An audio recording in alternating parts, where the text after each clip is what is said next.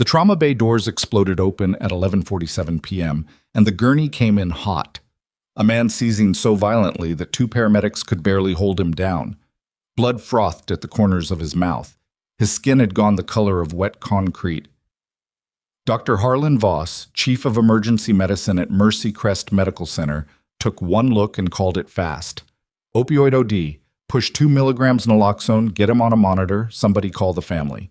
Nurse Mara Stills had been in this room for 11 years. She knew what fentanyl looked like when it hit a body. This wasn't it. She stepped closer, studied the faint chemical blistering along his collar line, caught a trace smell beneath the blood and sweat, something sharp and synthetic, almost like industrial solvent, but not quite. Her eyes dropped to the inside of his left wrist. A tattoo. Small, precise, geometric. Military ink. Dr. Voss. Her voice was level. I don't think this is an overdose. He didn't look up from the chart. Thank you, Nurse Stills. Push the naloxone. Sir, I need you to look at his neck. I said push the naloxone. The junior nurse reached for the syringe. Mara caught her wrist. The room went absolutely still. If you're new here, follow me, hit that like button, and drop the name of your city in the comments. I want to see how far this story travels. Now let's get into it. The first thing you needed to understand about Mara Stills was that she was not the kind of person who made scenes. 11 years at Mercy Crest Medical Center in Delwood, Wyoming had built her a reputation for exactly the opposite. Quiet. Precise. The nurse the residents came to when they didn't know what they were looking at but couldn't admit it to an attending. The nurse the charge desk called at 2 in the morning when a patient was circling and nobody could figure out why. She was 41 years old, wore her dark hair pulled back without ceremony, owned 2 pairs of the same brand of compression socks because they worked, and had not once in 11 years raised her voice on the floor. Before Mercy Crest, she had spent 12 years as an Army combat medic attached to a special operations unit, rotating through 3 combat zones. She'd worked in operating tents during mortar attacks. She'd performed chest decompressions in the back of burning vehicles. She'd repaired a femoral artery bleed in a mountain pass using improvised materials and a headlamp while a firefight happened 30 meters away. The things she had seen didn't leave you. They went quiet and waited, like dogs trained to sit. She didn't talk about any of it at work. There was no reason to. It had nothing to do with pushing medication carts or charting vitals or managing the rotation of a 12-bed ER on a Tuesday night in a mid-sized Wyoming city where the biggest emergencies were ranch accidents and skiing injuries and the occasional kitchen fire that got out of hand. Until tonight. The man had come in at 11:47 on the ambulance from Route 9, where a trucker had found him collapsed beside a guardrail with no vehicle, no ID, and no explanation for what he was doing there. Paramedics had clocked his pupils, noted the convulsions, caught what they thought might be alcohol or something chemical in the air around him, and made the call they were trained to make. The hospital intake system logged him as John Doe, probable substance overdose, and doctor. Harlan Voss got the case by default because he was the attending on duty, and that was how Tuesday nights worked at Mercy Crest. Voss had been chief of emergency medicine for 9 years. He was the kind of physician who wore his authority like a second set of scrubs, always on, never washed. Not a bad doctor exactly. Fast, technically competent, good under ordinary pressure. He was also the kind of man who had stopped genuinely listening to anyone who didn't have MD after their name sometime around 2017 and had never noticed the silence that followed. He made decisions the way some men drove, with total confidence in their own instincts and very little interest in what the instruments were saying. Mara had worked under him the entire time she'd been at Mercy Crest. She understood him the way you understood difficult weather, not because you liked it, but because you needed to know it to navigate around it. She had not grabbed Petricol's wrist because she wanted a confrontation. She had done it because the naloxone was the wrong drug, and administering the wrong drug to this particular patient in this particular condition was going to kill him inside of 90 seconds, and she was the only person in the room who knew that with enough certainty to act on it. Nurse Stills. Voss set down the chart. His voice dropped into the register he used when he wanted a room to feel the weight of his displeasure. Low, deliberate. The voice of a man who had learned that quiet authority lands harder than volume. Release her arm. I need 60 seconds. Mara kept her hand where it was. Just look at the base of his neck. the blistering, and the smell near his face, not the blood, underneath it. I've already made my assessment. The blistering didn't come from the road, she pointed without touching the patient. It starts at the collar and tracks inward. That's a contact absorption pattern. And the smell is an organophosphate compound. Naloxone will do nothing for that. Given his current heart rate, it might accelerate the reaction. The room was watching now. Petra Call, 26, 9 months out of nursing school, quick and careful, and still figuring out when to trust her own instincts, had gone very still with the syringe in her hand. The respiratory tech near the ventilator had stopped pretending to check settings. Even the paramedic who had brought the patient in and was supposed to have left 4 minutes ago was still standing in the doorway. Voss crossed the room in 4 steps. He stopped close enough that a different person would have stepped back. Mara didn't move. "You have a nursing degree," he said, "not a medical degree. You are not qualified to make a chemical toxicology assessment in my trauma bay, and you are not qualified to countermand my orders in front of my staff." He let that sit for a moment. "If you touch that syringe again, I will have you escorted out of this hospital tonight. Do you understand me?" Mara looked at the patient. His convulsions had shifted. They were becoming rhythmic now, small and tight, which meant the neurotoxic process was advancing through stages. She had maybe 4 minutes before it crossed a threshold where even the right intervention would be too late to matter. "His left wrist," she said. "The tattoo. Look at it." Voss looked down. His expression didn't change, but something moved behind his eyes. He had treated enough military patients over the years to recognize the shape of that ink, the geometry, the precision, the placement. Not decorative. A unit marker. The kind of tattoo you didn't get at a shop on a Friday night. "That doesn't change my—" "I've seen this presentation before." Her voice was flat, not angry, not pleading. The tone she had used in places where there was no time for either. "Overseas, a compound called GX7. It's a nerve agent derivative that presents identically to opioid overdose at initial contact. Naloxone does nothing for it. What he needs is atropine and pralidoxime, high dose, administered now." She held his gaze. "If I'm wrong, you fire me. But if you push that naloxone, Dr. Voss, he dies in this room. That's not an opinion. That's what happens." The monitor screamed. Heart rate spiked to 190 and climbing. Voss stood absolutely still for 2 seconds that felt like substantially longer than that. "Push the naloxone," he said. Titim. What happened in the next 30 seconds was the kind of thing that doesn't fully process until afterward, when you're somewhere quieter and your hands have stopped moving and your brain finally catches up to what your body did without waiting for permission. Mara stepped in front of Petra Call. She took the syringe from her hand. She set it on the counter. Then she turned to the crash cart, pulled the second drawer, the one that rarely got opened, the one that half the ER staff had probably forgotten the contents of, and located the atropine sulfate by touch without taking her eyes off the monitor. "You're finished," Voss said. The quiet in his voice had gone past displeasure into something colder. "Security. I need security in trauma too." Mara drew the dosage. Her hands did not shake. They hadn't shaken since 2009. "Petra," she said without looking up. "Pralidoxime, secondary cabinet, blue label, 1 gram, right now." Petra Call made the decision that would define the next several months of her life. She turned toward the cabinet. "Stop." Voss pointed at her. "Do not open that cabinet." Petra stopped with her hand on the door handle. She was looking at Mara. The patient convulsed once, hard, full body, and went rigid. The monitor showed the beginning of ventricular tachycardia. Mara injected the atropine herself. The room held its breath in the particular way rooms do when everyone present understands that something is being decided and none of them are the one deciding it. 10 seconds. The VTAC pattern on the monitor shuddered. The heart rate, still climbing at 194, stuttered at the peak like something had caught it. 20 seconds. It began to drop. 188, 179, 163. Falling the way a temperature falls after a fever breaks. Not gradually, but in releasing stages, the body letting go of the thing that had been driving it. 30 seconds. The patient's muscles released. Not all at once. In sequence, the rigidity draining out of his limbs the way water drains from a tilted glass. Slow at first, then all of it at once. At 52 seconds, his heart rate settled at 88 beats per minute and held. His breathing normalized. His eyes stopped moving beneath his lids. Mara set down the empty syringe. She picked up the chart. Voss was looking at the monitor. He didn't say anything.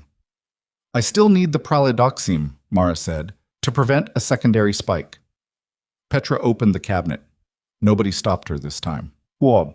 The security team arrived 6 minutes later. Dix and Hartley, both experienced enough to read a room without being briefed.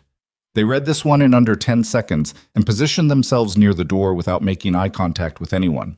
Voss had called them anyway, and Voss was the chief, so they were here. Escort Nurse Stills to HR.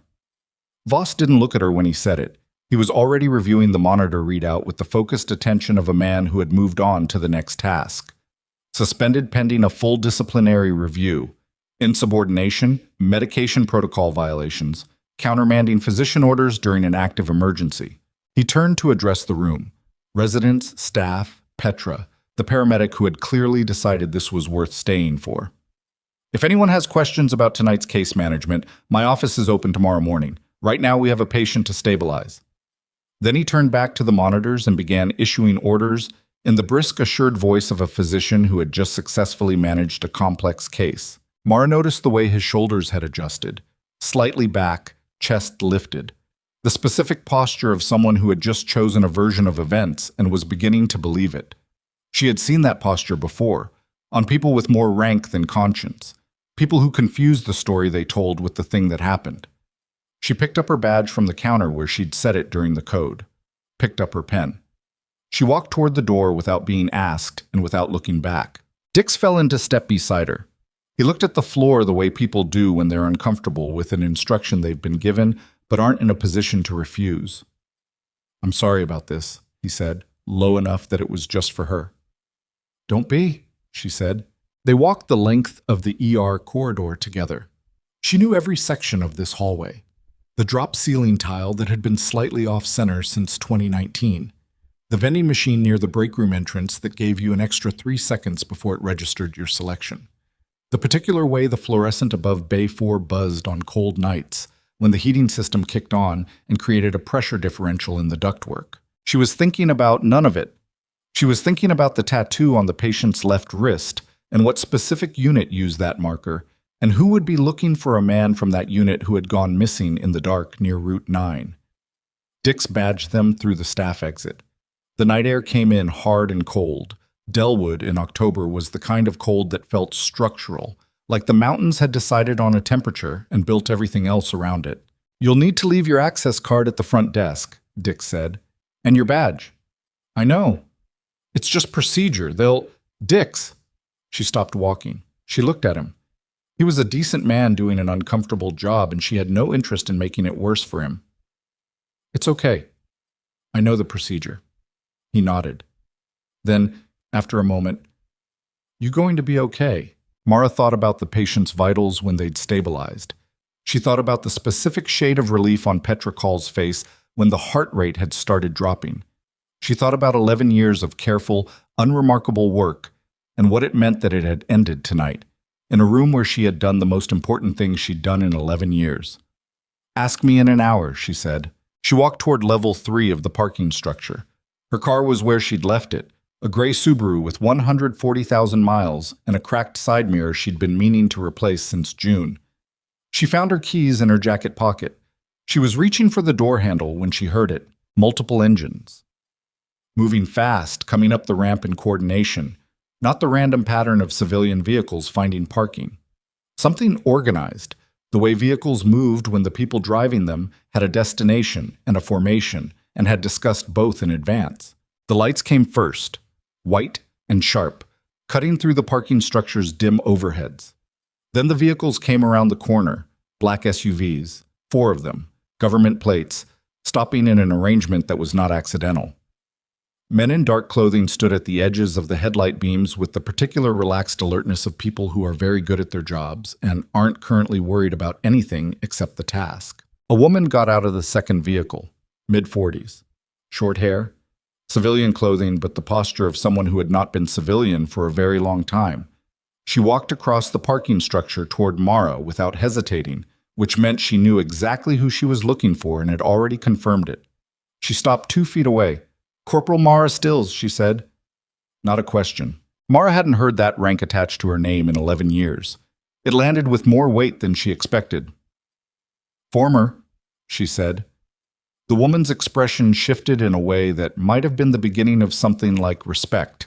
Not the performed kind, but the kind that comes from a file, from knowing what someone has done. She produced credentials and held them at the right angle. Colonel Dina Rask, Defense Intelligence Agency. The badge was real. Mara had seen enough federal credentials overseas to know the difference between the genuine article and something that was meant to approximate it. We have a situation inside your hospital, Corporal, and we're running short on time. I know, Mara said. Something shifted in Rask's expression, a small recalibration. She hadn't expected that answer. The secondary reaction window for GX7 is 90 minutes to 2 hours from initial absorption, Mara said, depending on the patient's body weight and how long the compound had been in contact before absorption. He was found on Route 9 at approximately 11:15. That puts the window opening somewhere between 1 and 2 in the morning. She glanced at her watch. We have between 45 minutes and an hour and 15. Rask looked at her for a long moment. Our medical team is 90 minutes out, she said. Then they're going to miss it. Yes. Rask didn't soften the word. That's why we're here. The parking structure hummed around them. Somewhere on an upper level, a car alarm had triggered briefly and gone quiet. Through the structure's open side, Mara could see the hospital entrance, the lit sign, the automatic doors cycling for a nurse who had come out for a break, standing in the cold with her hands wrapped around a coffee cup. Your patient, Rask said, and her voice dropped in a way that wasn't dramatics but simple security habit. He was on an active operation when he was poisoned. The compound was chosen deliberately because of what it mimics. Whoever administered it understood the presentation and understood that a civilian emergency department would treat it as an overdose. She paused. They counted on that. Mara had already understood all of this.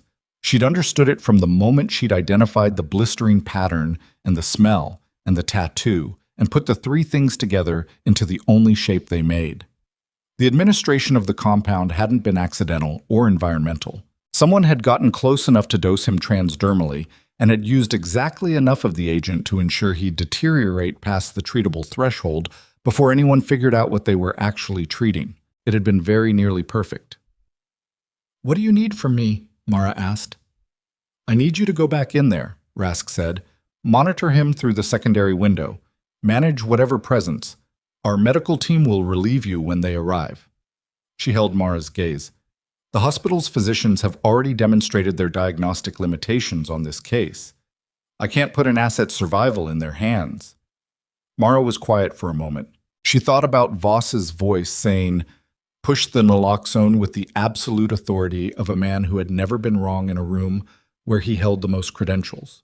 She thought about what would have happened in Trauma 2 if she had not been there, if some other nurse, a nurse who didn't know what GX7 looked like or smelled like, or what it did to a body, had been working that shift. She thought about the heart rate at 190 and climbing, and the silence in the room when she'd injected the atropine and nobody had known which way it was going to go. She turned and started walking back toward the hospital entrance. Corporal, Rask said, falling into step beside her. Former, Mara said, without slowing. This time, Rask did smile. It was brief and didn't change much about her face, but it was there. Former Corporal Stills, your suspension isn't your problem, Mara said. Or mine. Right now. The automatic doors slid open as they approached. The ER corridor opened ahead of them, fluorescent and humming. The familiar smell of antiseptic and floor cleaner, and the particular brand of recycled air that smells like work that never stops. The charge desk was 30 feet away. She could see the board showing current bay assignments, could see two residents she recognized moving toward the break room. She could see through the frosted glass panel of Trauma 2 the steady green line of the cardiac monitor. 88 beats per minute. Holding. Behind her, Rask murmured something into her earpiece. One of the black SUVs in the parking structure pulled forward to a different position. A federal agent somewhere was already pulling the hospital administrator's personal contact information from a database and making decisions about phone calls. Mara walked toward Trauma 2. Her badge was deactivated. She was suspended. She had no standing in this building by any official measure that anyone could point to on paper. The colonel's credentials, pressed against the door sensor at the trauma bay entrance, opened it anyway. Voss turned around. His face cycled through several things in rapid succession. Surprise, confusion, the beginning of outrage, and then something underneath all of that, something she hadn't seen on his face before. She filed it away without naming it yet. She walked past him to the patient's bedside and snapped on a pair of gloves without asking anyone's permission. His pupils are unequal, she said, to the room rather than to Voss specifically.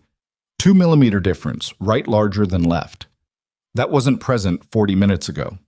She pulled the pen light from her pocket and confirmed it. And his urine output is darker than it should be for this stage of recovery. His kidneys are compensating harder than the presentation warrants. She picked up the chart and began writing. Behind her, Colonel Rask stepped fully into the room. "Dr. Voss," Rask said. She held up the DIA credentials with the practiced economy of someone who had done this many times. "Colonel Dina Rask, Defense Intelligence Agency, I need 2 minutes of your time in the hallway." Voss looked at the badge. He looked at Mara's back, at her hands moving across the chart. He looked through the glass panel at the agents visible in the corridor, 3 of them now, positioned with the kind of deliberate casualness that communicated something without requiring words. He looked back at Rask, and for the first time in 11 years of working in this building, Harlan Voss looked like a man who wasn't certain he was the most important person in the room. "Dr. Voss?" Rask said again gently. He went into the hallway. The door swung shut behind them. Mara kept writing. The chart had 6 new entries now. She was on the 7th. Her handwriting was the same it always was. Small, clear, unhurried. Petricol appeared at the edge of her peripheral vision and stood there quietly, waiting for instruction the way a good nurse waits. Close enough to move fast, far enough to not crowd. "Check his skin temp against the ambient," Mara said. "I want to know if he started sweating." "Yes," Petra said, and moved. Through the glass, Mara could see Voss standing in the corridor with Colonel Rask. She couldn't hear what was being said. She didn't need to. She could read the conversation in the architecture of his body, the way he'd started upright and sure and was now doing something different, a subtle forward lean, the posture of a man receiving information he didn't have a prepared response to. Outside the window, the Delwood night pressed dark and cold against the glass. The monitor showed 88 beats per minute. The clock above the door read 12:31 a.m. Somewhere between 45 minutes and an hour away, the secondary reaction would begin.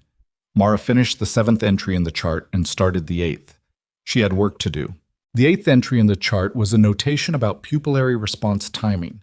The right pupil was sluggish by about half a second compared to the left, which wasn't dramatic enough to panic over but was specific enough to matter.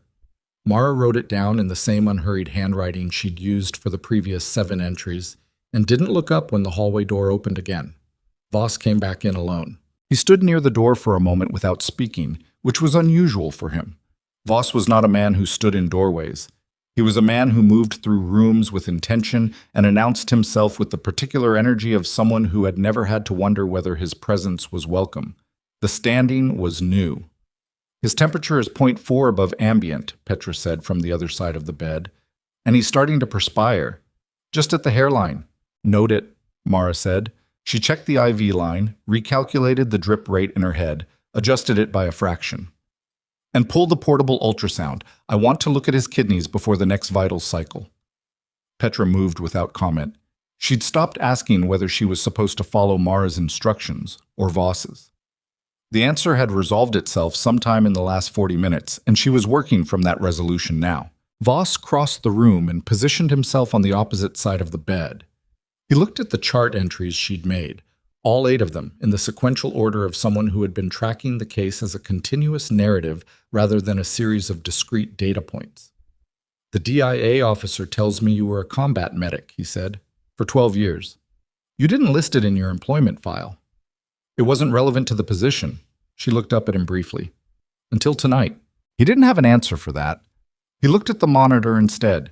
88 beats per minute, stable, the line moving with the unremarkable regularity of a body that had found its rhythm and was holding it. He'd been watching that number for the last 40 minutes, with the focus of a man who had needed it to stay stable and was now adjusting to the reality that it had, in fact, stayed stable, and examining the implications of that. The secondary reaction, he said. 40 minutes, maybe less.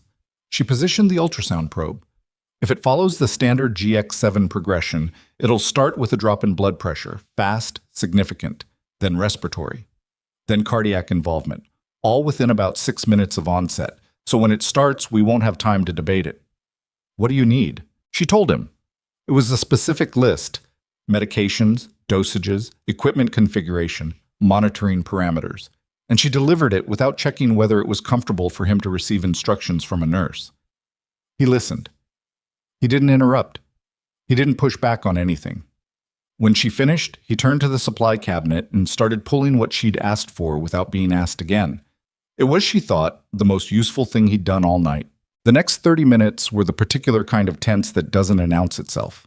No raised voices, no dramatic moments, just the sustained low-grade pressure of watching a patient's body work through a process that could go several different directions and not being able to do anything about which direction it chose. The monitors cycled. The drip continued. Mara charted every 3 minutes, building a paper trail that was precise and detailed, and told the story of a patient managed with exactly the kind of specificity that civilian emergency departments rarely needed and almost never had the institutional knowledge to apply. Petra Call worked beside her without being directed, anticipating the next step a beat before it was requested. Not perfectly. Twice she reached for the wrong thing and had to be redirected, but the instinct was there and it was good. At one point, around 1:10 a.m., there was a moment when the patient's blood pressure dipped 4 points, and both of them moved simultaneously. Mara toward the medication tray and Petra toward the monitor to pull the reading, and neither of them spoke because there was nothing that needed to be said. The blood pressure stabilized. They both stepped back. Colonel Rask had positioned herself near the observation window with 2 of her agents. She was on her phone intermittently, receiving updates in fragments that she absorbed with the expressionless efficiency of someone managing several moving pieces at once. Once, she came to the door and looked in at Mara directly, and Mara gave her a small nod that meant stable so far, and Rask gave her a small nod back that meant understood, and that was the entirety of that conversation. At 1:23 a.m., the patient's blood pressure dropped 11 points in 40 seconds. "Here we go," Mara said. She wasn't dramatic about it. She said it the way you'd say it's raining when you were already outside and already wet, as a statement of current conditions rather than an announcement. Her hands were already moving. Voss moved to the opposite side of the bed. Whatever had been reorganizing itself inside him over the last hour was present in the way he moved now, less performance, more function. He pulled the medication she'd staged and held it ready without being asked. She noticed this and said nothing about it. The patient's respiratory rate began to climb. 18. 22, 26. "Petra, bag ready, Farta," Mara said. "Ready. Push the epinephrine. Half dose first." Voss pushed it. 20 seconds. The respiratory rate peaked at 29 and held there, not climbing further, but not dropping. The blood pressure leveled at 88 systolic, which was low but not critical. The cardiac monitor showed sinus tachycardia, the heart compensating the way it was designed to compensate, faster and harder, buying time. "Second half," Mara said. He pushed it. The room was very quiet. The only sounds were the monitors, the ventilator on standby that no one wanted to have to use, and the small involuntary breath that Petra released when the patient's blood pressure began, slowly and with apparent reluctance, to climb back toward baseline.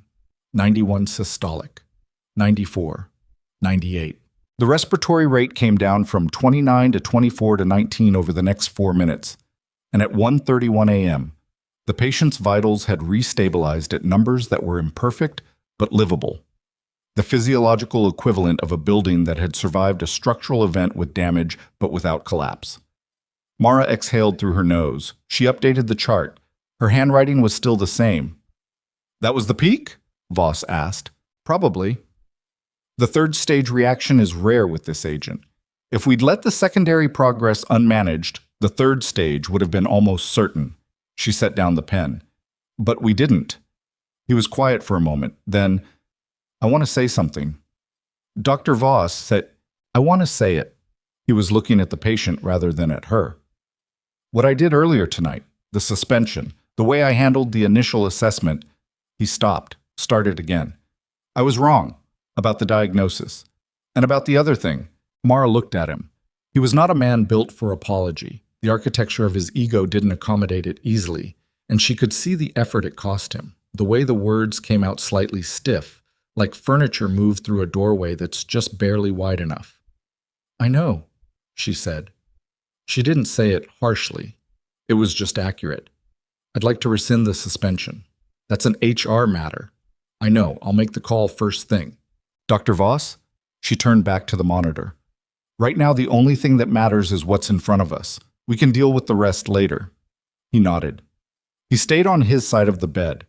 He was useful for the rest of the night in a way he hadn't been at the beginning of it, and she gave him credit for that without saying so, because the credit was his to keep, and she didn't need to hand it to him. Check. At 2:07 a.m., Colonel Rask came into Trauma 2.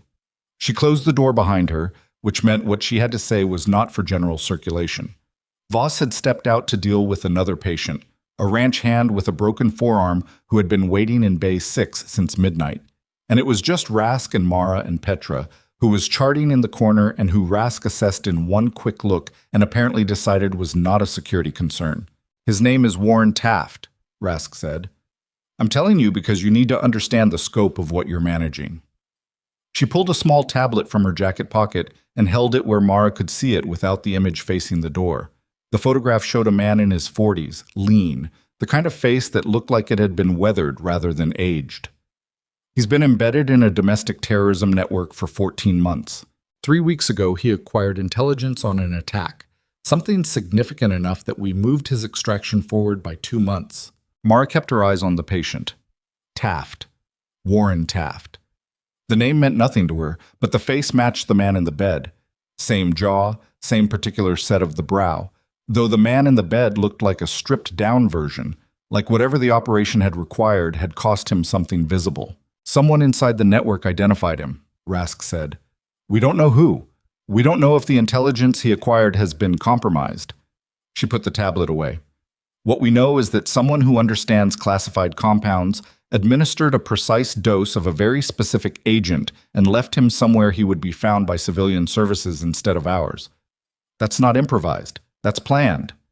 They wanted him treated incorrectly, Mara said. They wanted him dead in a way that would take a while to investigate. Overdose deaths in emergency rooms don't trigger immediate federal inquiries. Rask's voice was matter-of-fact. If the naloxone had been administered, he would have died within 2 minutes of the injection, and the cause would have been charted as cardiac failure secondary to substance overdose. Rask looked at the patient, Taft, with the specific expression of someone who has had to maintain professional distance from outcomes and finds it easier some nights than others. The intelligence he was carrying is still live. We need him conscious and coherent enough to debrief within the next 48 hours. He's not going to be conscious in 48 hours, Mara said. Rask looked at her. The GX7 has a neurological component that presents 3 to 4 days after initial exposure in high-dose cases. Cognitive clarity, short-term memory formation, verbal processing, all of it gets compromised. It usually resolves, but the resolution timeline is unpredictable. Mara pulled the chart and flipped to a specific page. The dose he received was high.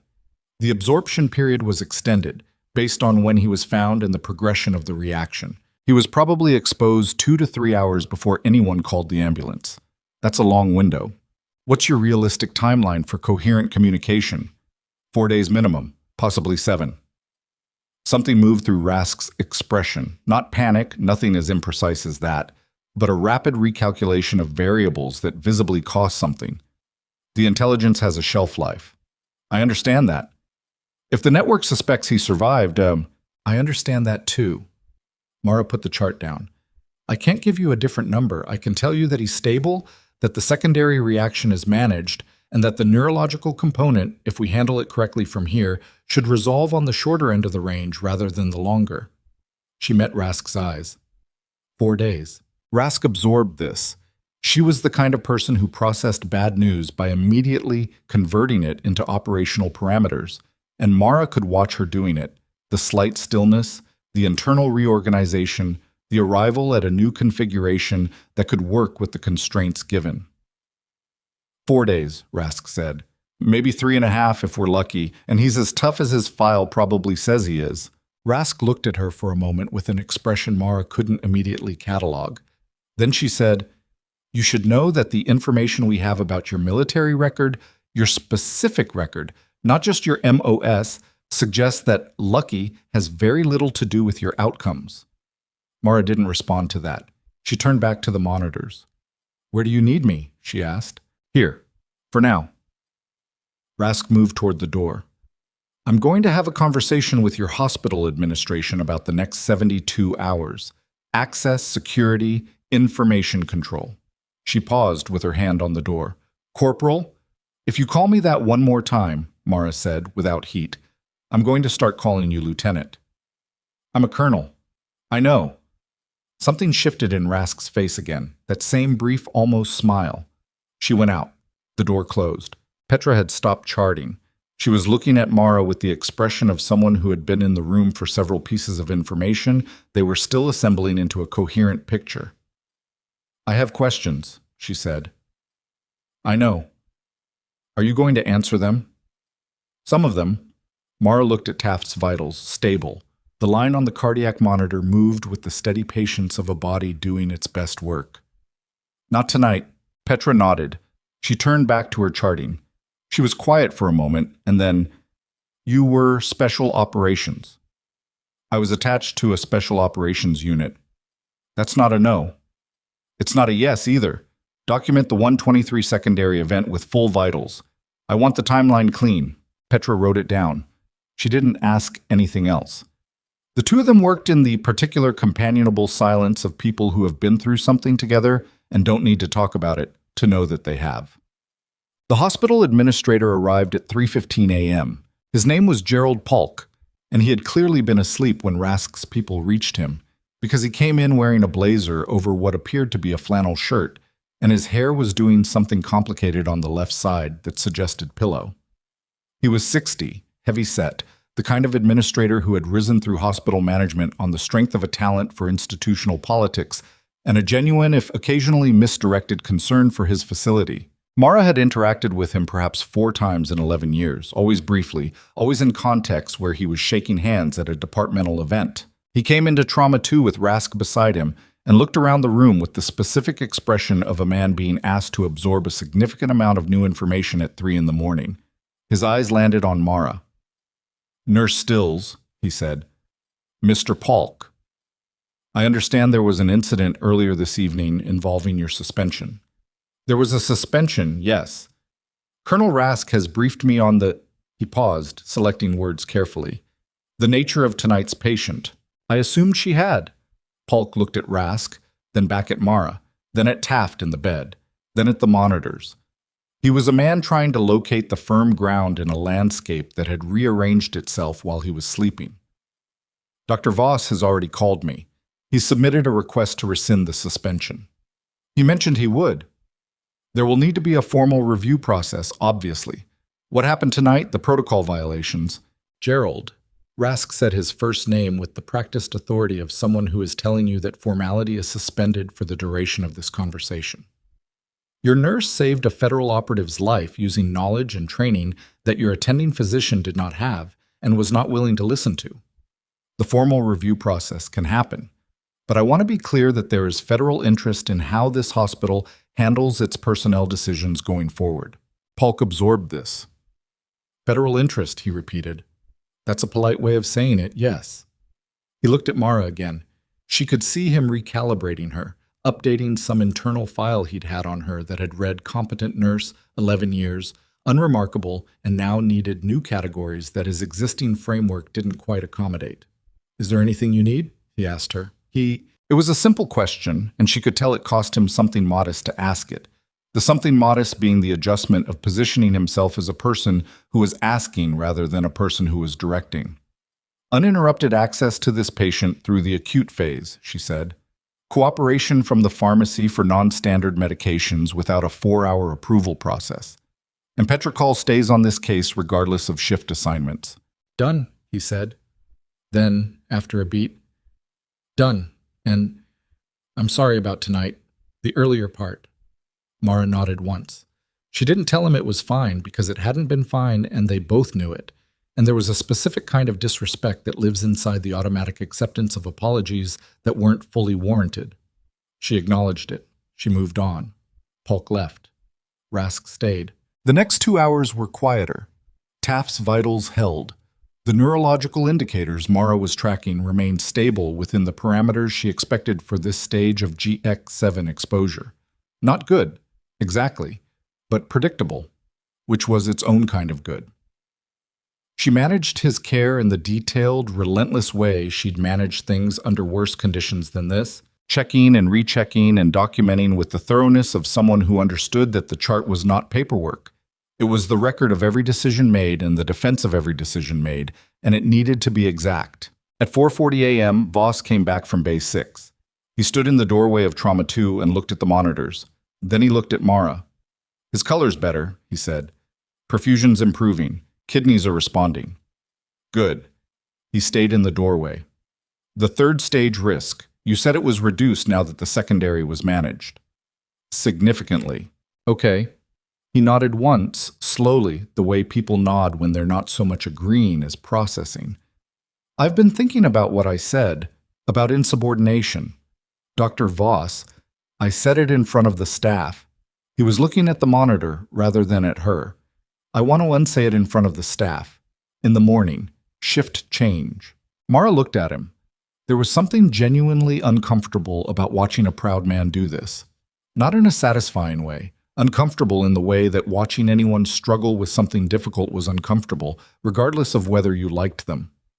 That's your choice to make, she said. I know it is. He finally looked at her directly. I'm telling you because you deserve to know it's coming. He paused. For what it's worth. She turned back to the chart. Get some sleep, Dr. Voss. You've got 6 hours before rounds. He went.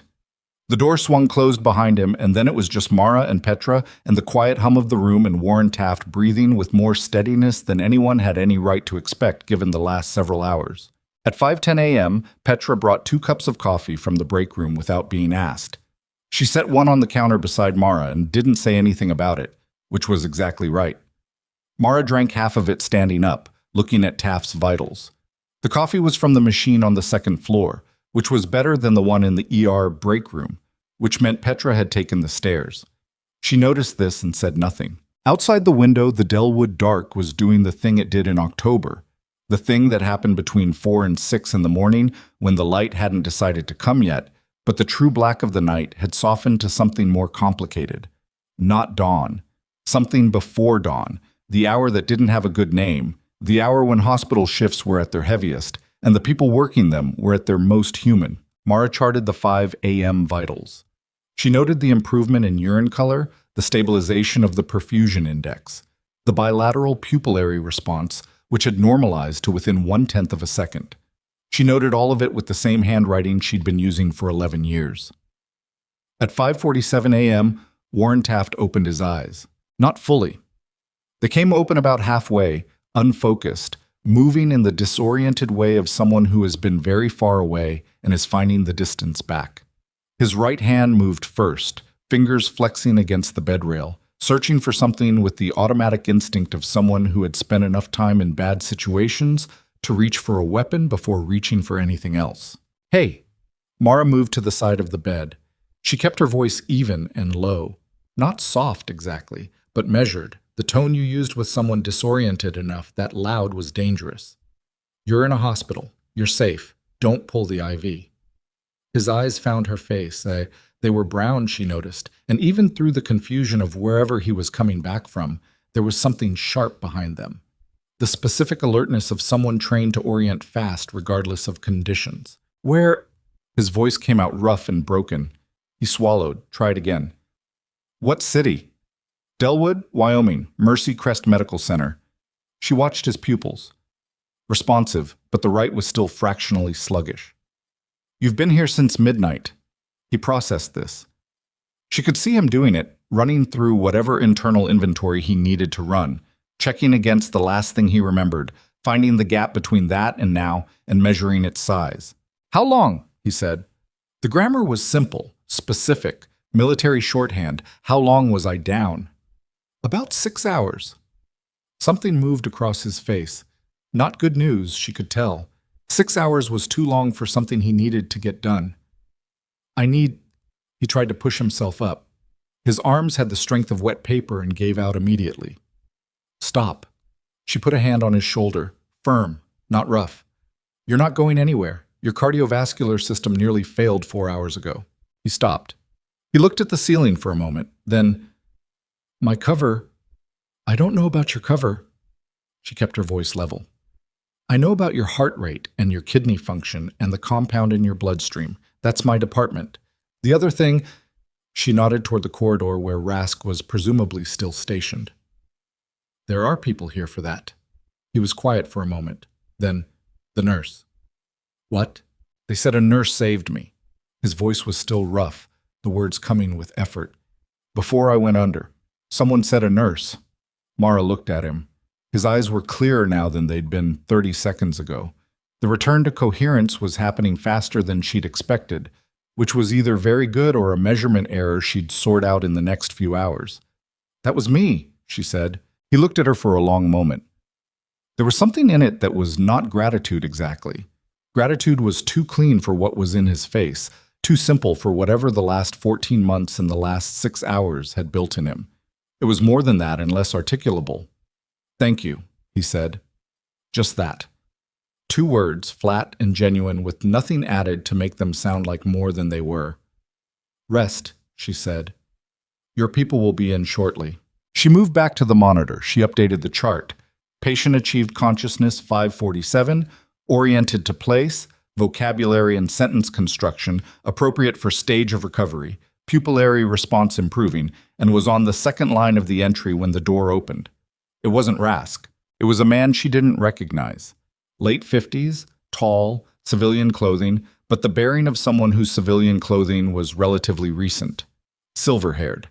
The kind of face that seemed like it had been designed for a specific environment, and this hallway wasn't it.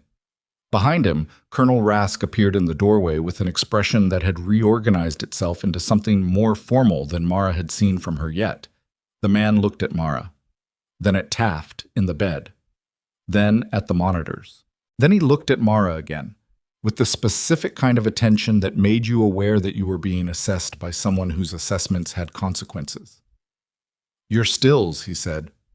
I am. I'm told you identified the compound and managed the acute and secondary reactions. I did. He was quiet for a moment, looking at her in that same way. Then he looked at Taft, at the slow, careful rise and fall of his chest, the numbers on the monitor that were imperfect but survivable. I've been doing this job for 23 years, he said, and I have never once had cause to be grateful to an emergency room nurse. He said it without self-congratulation, as a plain statement of fact, the way someone notes that they've never been to a particular city. Tonight is the first time. Mara picked up the chart. Who are you? Rask spoke from the doorway. Deputy Director Alan Marsh, DIA. Mara looked at Marsh, then back at the chart. Mr. Marsh, she said, your operative's neurological function is going to be compromised for the next 3 to 4 days. Whatever he was carrying, whatever you need from him, you're going to need to wait.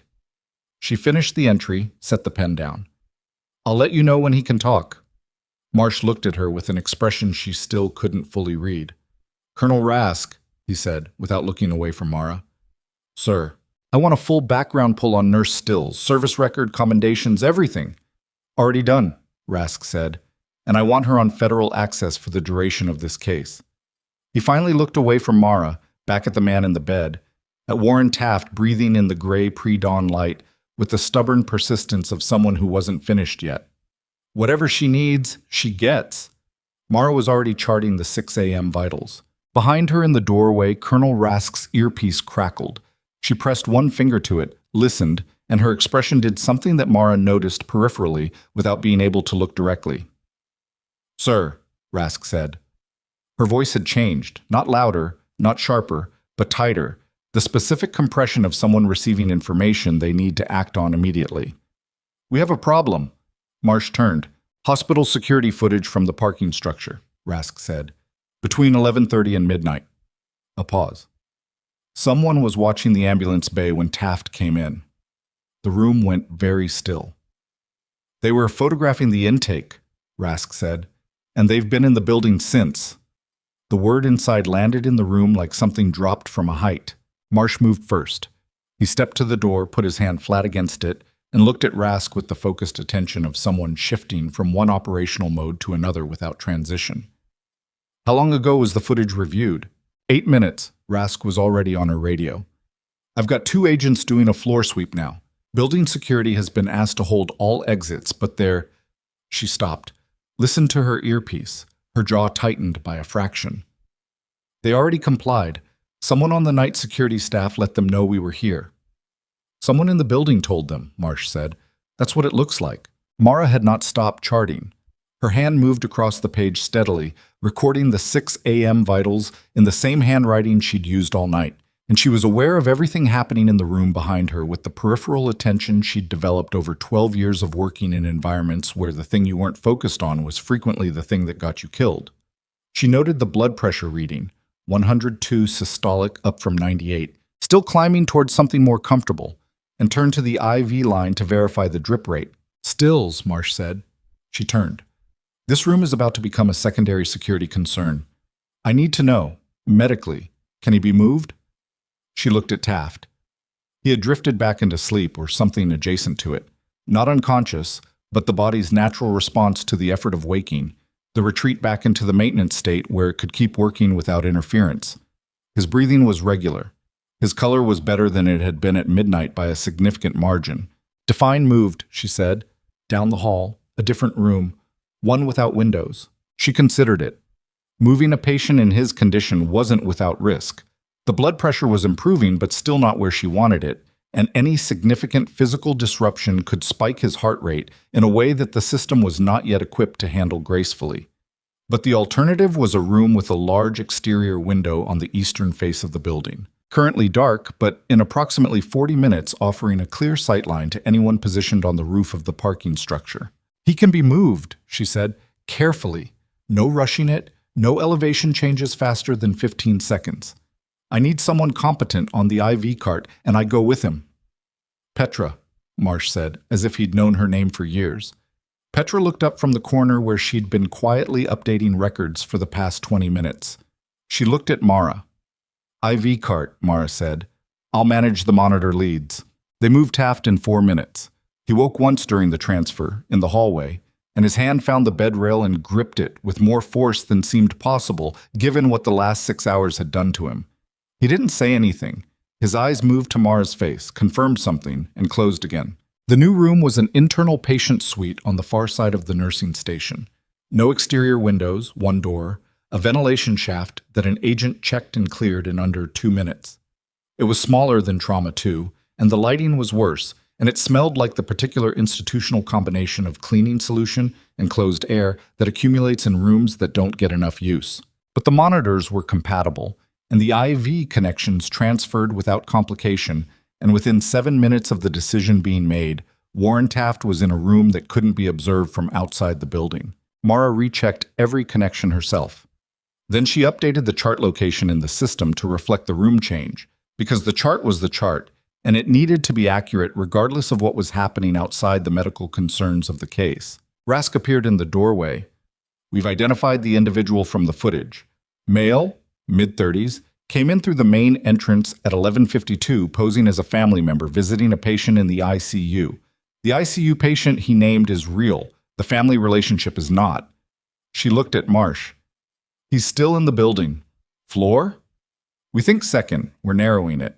Marsh's expression didn't change significantly. He was the kind of person whose face had been trained out of expressing things that other people could use. Options. We contain the second floor, do a systematic check.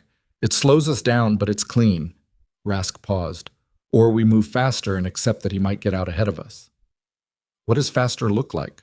Pulling the fire suppression system triggers an automatic lockdown on all stairwells. Elevators go to lobby and hold. He's contained, but so is everyone else in the building, and we've got a hospital full of patients who can't be... No, Mara said from beside the monitor. Both of them looked at her. You're not pulling the suppression system in a medical facility. Her voice was even, but there was something underneath it that was not negotiable. There are 3 patients on ventilators on the second floor and 2 in post-surgical recovery whose oxygen delivery is automated. A suppression event triggers a 30-second interruption in the building's power management cycle while the backup system engages. 30 seconds is a long time for someone on a ventilator. Marsh was quiet for a moment. "Noted," he said. Then, to Rask, "Systematic check." Rask got on the radio. The next 45 minutes had a different texture than everything that had come before. The acute medical emergency had a shape, a beginning, a set of interventions, a series of outcomes that moved in one direction or another based on what you did. This was different. This was the flat, pressurized waiting of a building that was being searched room by room while normal hospital operations continued around it, because they had to continue, because patients needed medication at scheduled times, and the morning shift was beginning to filter in, and no one outside a very small circle of people knew that a federal operative was in room 114 or that someone who wanted him dead was currently somewhere on the second floor. Mara stayed with Taft.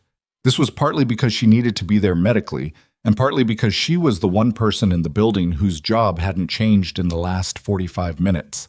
The monitors still needed watching. The chart still needed entries. His blood pressure was at 108 systolic now, which was not normal but was functional, and his respiratory rate had settled into a pattern she could work with. Petra brought more coffee at 6:30, and this time sat down in the chair near the door instead of going back to the nursing station.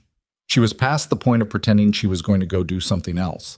She'd been in this from the moment she opened the medication cabinet, and she seemed to have accepted that, with the particular quiet resolution of someone who had made their choice several hours ago and wasn't reconsidering it. "The man on the second floor," Petra said, keeping her voice low. "He's here for the patient." "Yes." "To finish it." "That would be the reasonable assumption." Petra looked at Taft, then at the door. "Are we safe in here?" Mara considered the question. The honest answer was that she didn't know, which was true of most situations in her experience, and that the agents in the hallway were competent, which she believed, and that the room had one entrance and no exterior exposure, which reduced the variables considerably. She thought about what Rask had said. They've been in the building since, and about what that meant operationally. Someone patient enough to wait, disciplined enough to not act immediately when the target arrived, which meant someone with training and a plan and the specific dangerous quality of knowing when not to move. "I think we're okay," she said, which was not the same as yes, but was the best answer she had. At 6:48 a.m., Rask's radio produced a burst of activity. Mara heard fragments through the closed door, second floor east wing, stairwell B, moving toward, and then nothing, and then the particular silence of a radio that has been switched to a secure channel. Taft's monitor chirped, not an alarm, an alert. His heart rate had ticked up from 74 to 89. His eyes opened. "Someone's running," he said. Mara looked at him. "Go back to sleep." "In a building I'm in, someone just started running."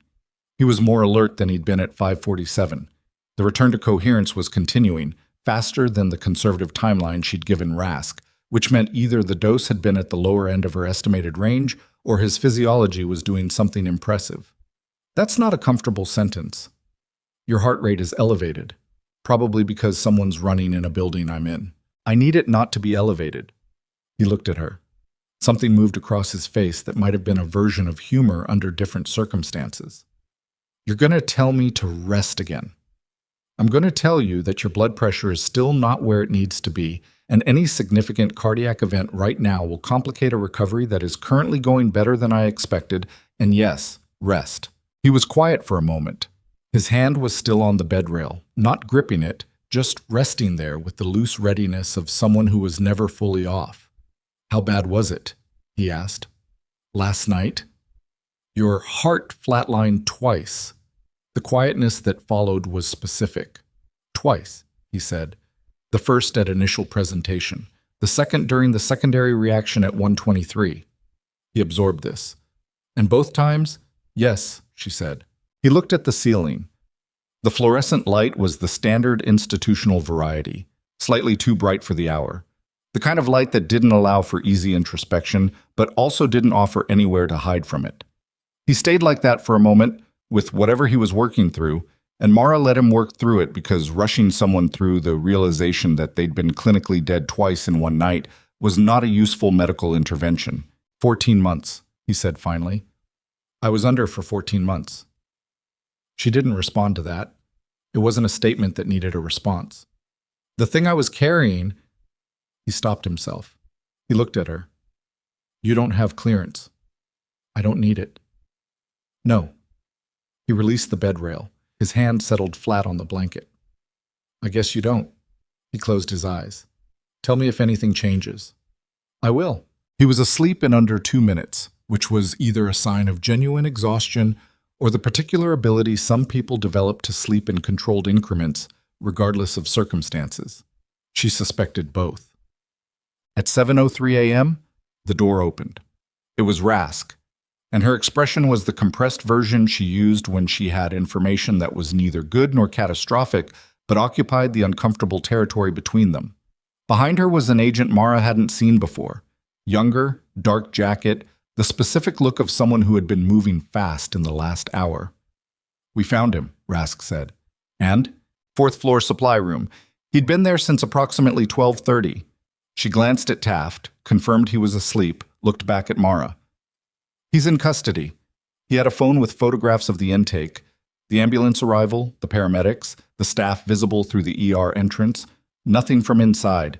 He didn't get inside the treatment areas. How did he get in? That's where it gets complicated. Rask's jaw did something small and controlled. His access card. He had a Mercy Crest Medical Center employee access card with a valid magnetic strip. Mara was still for a moment. That's an inside card. Yes. Those aren't issued to visitors. No, they're not. The implication settled into the room and sat there. Somewhere in Mercy Crest Medical Center, someone with legitimate access to the building had provided that card, which meant someone who worked here, or who had worked here recently enough to have a valid card, was connected to the people who had poisoned Warren Taft and left him on Route 9 to die in a way that would look like something else. Do you know who the card belongs to? Mara asked. We're running it. Rask paused. The card was issued 18 months ago. The photograph on file doesn't match the man we have in custody. The name on the card is... She checked her phone.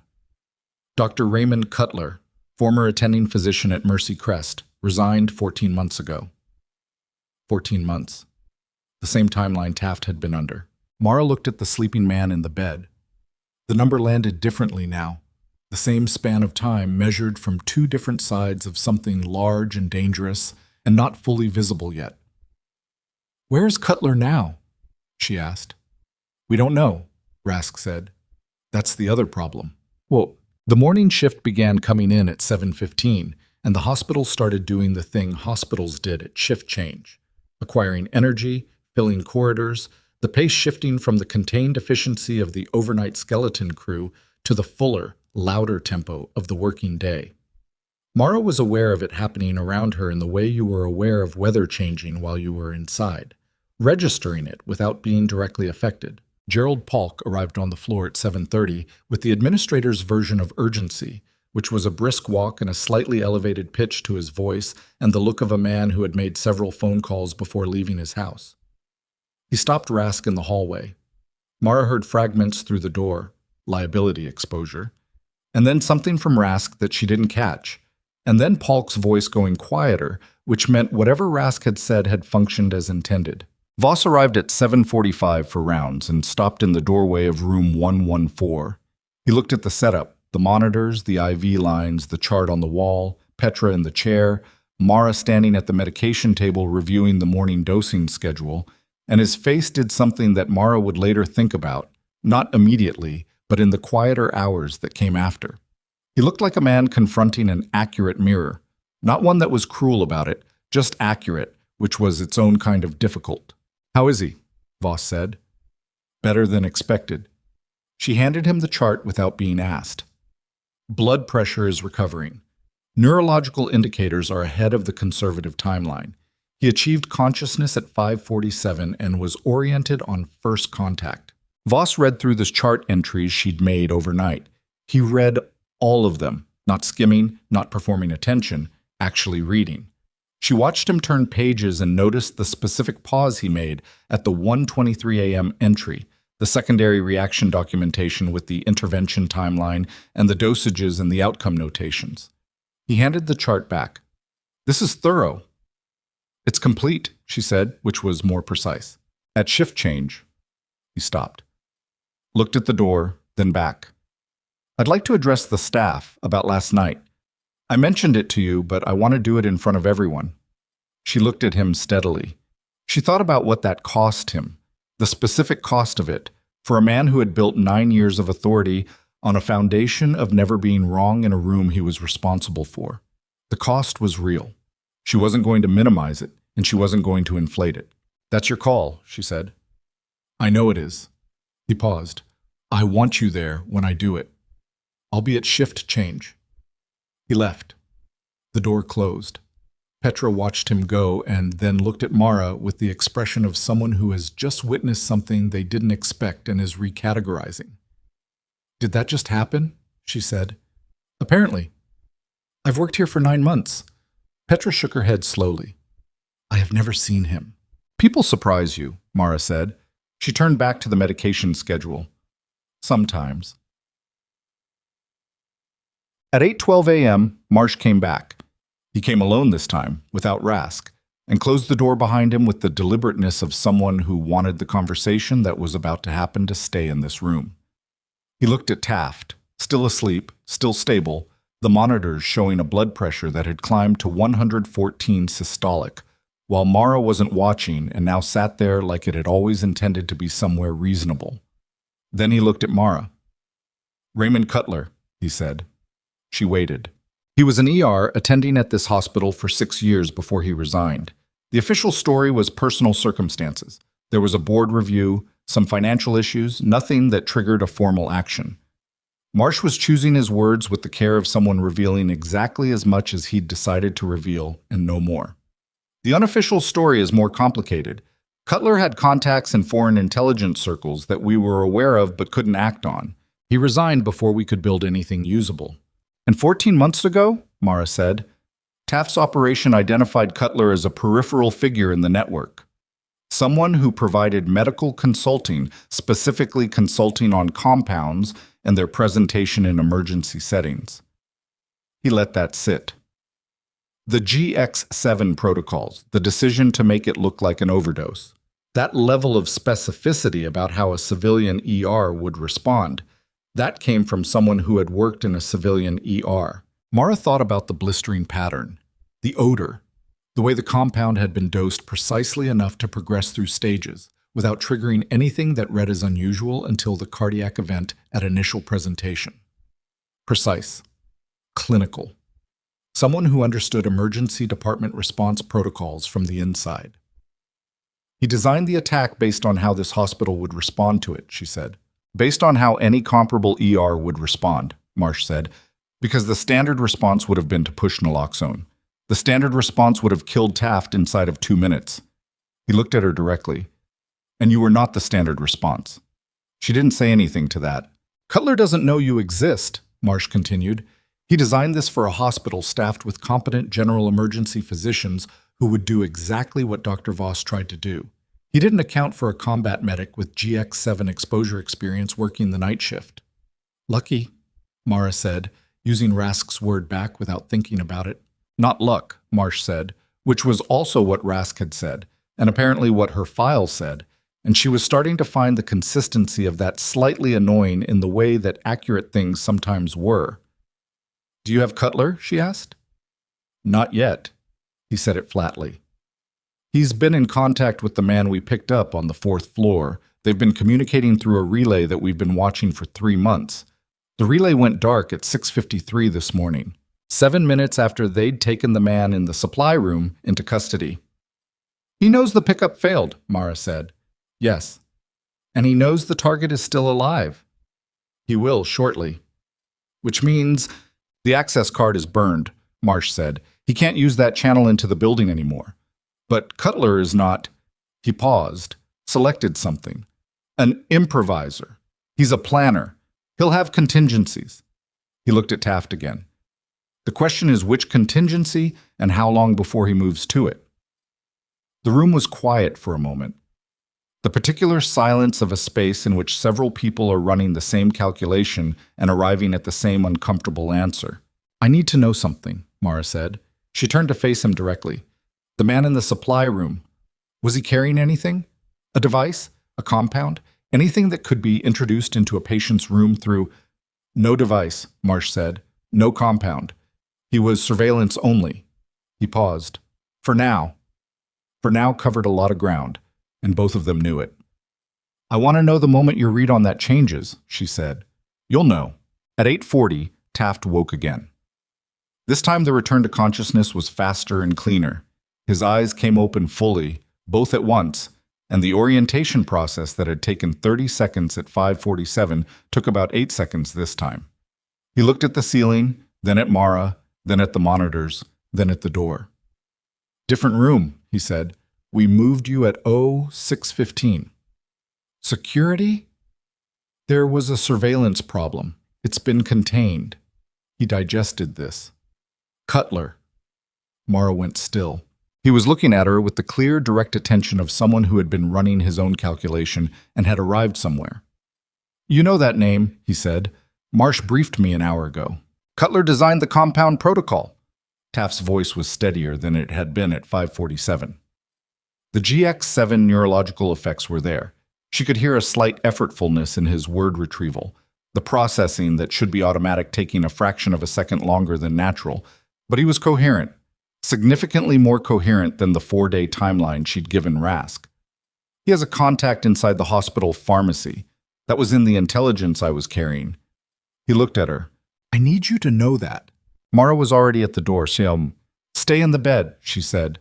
She pulled it open. Rask was in the hallway, 2 feet away, earpiece in, reading something on her phone. "The hospital pharmacy," Mara said.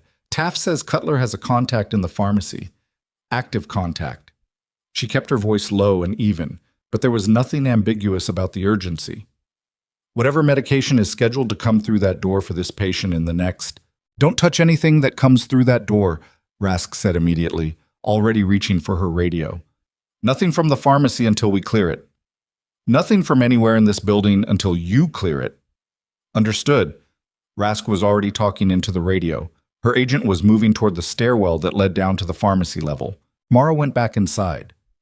She looked at the IV bag hanging above Taft's bed, the one that had been in place since 3 a.m., sourced from the trauma bay's own supply during the initial crisis management, before they'd moved rooms, before any of this had become what it now was. She looked at it for a long moment. The bag had been placed by her own hand from a supply she'd sourced herself. She thought about Raymond Cutler, about the precision of the GX7 protocol, about someone who understood emergency department supply chains as well as they understood pharmacology. She thought about the 18-month-old access card with the valid magnetic strip issued to a physician who had left the building 14 months ago but had clearly maintained channels into it. She reached up and closed the IV line manually. Petra was on her feet immediately. "What?" "We're on gravity fluids from sealed stock only until Rask clears the pharmacy." Mara moved to the cabinet. The room's own sealed supply, untouched since the room was last stocked, dated 6 weeks ago, well before any of this. She checked the seals on 2 bags before opening them, both intact. She set up the gravity line herself, bypassing the electronic pump entirely. Taft was watching her. "Good call," he said. "Don't compliment me. Rest.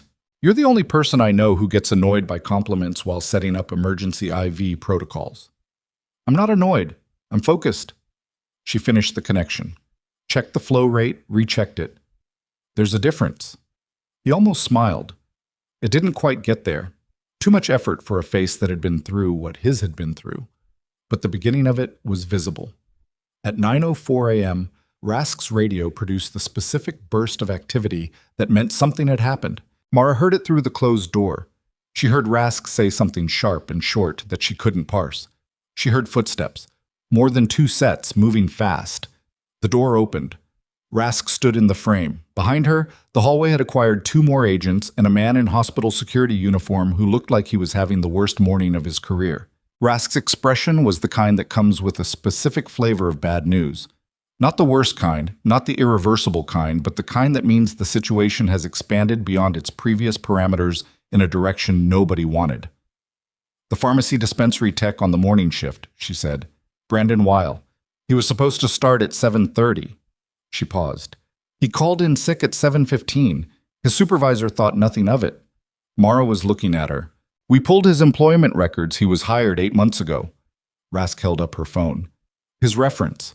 His primary professional reference, the one that got him the job at Mercy Crest. Dr. Raymond Cutler." The monitor above Taft's bed continued its even progression. 114 systolic, heart rate 71. The line moving with the steady patience of a body that had been very close to gone and was quietly, stubbornly insisting on continuing. Mara looked at the IV line she'd just switched, at the sealed bags from the cabinet, at the electronic pump she'd bypassed. Then she looked at Rask. "The pump," she said. Rask's expression shifted. "The electronic pump I bypassed 15 minutes ago." Mara's voice was still level, but something underneath it had changed, the way the quality of air changes before something significant happens. "It was already in this room when we transferred the patient. I assumed it was standard room equipment." She looked at the machine, sitting on its stand at the edge of the bed, IV line disconnected now, power light green and steady. "We moved the patient into this room at 06:15. The pump was already here. Rask was already moving toward it, gloved hand reaching for the panel on the back where the reservoir was. And when she opened it, the small glass cartridge inside was not the standard saline carrier that should have been there. It was something else. Something amber-colored and dense, seated in a housing that had been fitted with a time-release mechanism that was, by Mara's estimate, approximately 45 minutes from activation. The room went very quiet. Rask looked at the cartridge, then at Mara, then at Taft, who was looking at the ceiling with the expression of a man who has been doing a very dangerous job for a very long time and has just received confirmation that the job is not finished. "He knew we'd move the patient to an interior room," Mara said. "It wasn't a question. He planned for the interior rooms. He had someone place the pump." She stopped, calculated. "Before we got here, before Taft arrived, someone placed a compromised pump in every interior room in this ward on the assumption that we'd move the patient once we realized there was a surveillance problem." Marsh appeared behind Rask in the doorway. He looked at the cartridge. His face didn't do anything visible, but the stillness in it was the specific stillness of someone absorbing the full dimensions of what they're looking at. "Cutler didn't design a contingency," Mara said. "He designed the whole thing as a contingency. The street approach was the primary. This," she gestured at the pump, "was always the backup." Marsh looked at her. "How many interior rooms in this ward?" he said. Mara already knew the answer. She'd worked this floor for 11 years. She knew every room in it, the same way she knew the drop ceiling tile and the vending machine and the particular sound the heating made on cold nights. 7, she said. 7 rooms. 1 compromised pump confirmed. 6 more to check, each one potentially carrying the same amber cartridge and the same time-release housing, 45 minutes, now closer to 40, from activation. And somewhere outside the building, Raymond Cutler was waiting to find out whether his backup plan had worked. Marsh didn't hesitate. "Clear every room on this ward," he said to Rask. "Every pump, every infusion device, everything electronic connected to a patient line. Right now. We've got 6 rooms and maybe 38 minutes, Rask said. She was already on the radio, voice tight and fast. "I need all available agents on the 3rd floor ward, medical personnel to assist with IV line management." "I'll do the rooms," Mara said. Both of them looked at her. "I know what the cartridge looks like now. I know where the reservoir housing is on that model of pump. I can clear a room in under 4 minutes if there's no complication." She was already pulling gloves from the box on the wall. "Your agents don't know which equipment belongs and which doesn't. They'll be slower and they might miss something." Marsh looked at Rask. "She's right," Rask said. "Go," Marsh said. Mara went. The ward had 7 interior rooms total, including the one they were in, which meant 6 to clear. She moved into the hallway, and the first thing she noticed was the morning shift fully underway now. Nurses at the station, an aide pushing a linen cart, 2 residents talking near the elevator with coffee cups, the normal layered noise of a hospital in its working hours. None of them knew what the pump in room 114 had been carrying. None of them knew that the man in that room had been clinically dead twice in the last 9 hours, or that somewhere outside this building, a former Mercy Crest physician was waiting for the result of a plan he'd been building for at least 8 months. She walked fast without running, because running in a hospital corridor drew attention, and attention slowed everything down. Room 112 first. It was occupied. A 60-year-old man named Dale Pritchard recovering from a gallbladder removal, according to the board outside the door. She knocked once, pushed in, introduced herself in the clipped way that communicated urgency without specifics, and went directly to the IV pump beside his bed. The reservoir housing on the back, she flipped it open. Standard saline carrier, sealed, factory stamp intact, clean. "Ma'am, what are you—" "Everything's fine, Mr. Pritchard. Routine equipment check." She closed the housing, noted the model and serial number on the chart she was building in her head, and was back in the hallway in 2 minutes 40 seconds. Room 11. O was empty, bed stripped, pump on standby. She checked it anyway. Clean. Room 108 had a patient, a teenage girl, 17, post-appendectomy. Her mother sitting in the chair beside the bed with the specific exhausted vigilance of someone who had been there overnight. The mother stood up when Mara came in. Mara had the housing open before the woman finished her first sentence. The cartridge was amber, dense, seated in a custom housing, the time-release mechanism seated against the interior wall of the reservoir compartment, identical to the one in room 114. Different serial number on the pump itself, but the same modification, the same installation method, the same amber compound in the same volume. "I need everyone out of this room," Mara said. Her voice was level, calm. The tone she used when calm was a medical necessity rather than an emotional state. "Right now, please. Take your things, leave through the main corridor. Someone at the nursing station will help you." "What's happening?" "It's a precautionary equipment issue. Your daughter is not in danger." Which was true now that Mara was standing between the girl and the pump with her hand on the line. "But I need you both to step out while I manage it, please." The mother moved. The girl, still groggy from surgery, let herself be helped into the corridor with the passive cooperation of someone not fully awake. Mara disconnected the IV line from the pump, gently, completely, verifying the flow was stopped before she did anything else, and then backed away from the device without touching the cartridge. She keyed the radio Rask had given her. "Room 108, second compromised pump. Patient and family evacuated. Do not touch the device." Rask's voice came back immediately. "Confirmed. Agent en route." 4 minutes, 12 seconds. She moved to room 106. The sweep took 22 minutes total, which left 16 minutes of margin on the activation timeline that Mara had estimated from the mechanism in room 114. Though 16 minutes was a number that felt more comfortable than it actually was, because the estimation itself carried uncertainty in both directions. Final count, 2 compromised pumps. Room 114 and room 108. The other 5 rooms were clean. The compromised devices sat on a cart in the hallway, under the supervision of 2 agents and a bomb disposal technician who had arrived from somewhere Mara didn't ask about, with the quiet efficiency of someone called for exactly this kind of situation.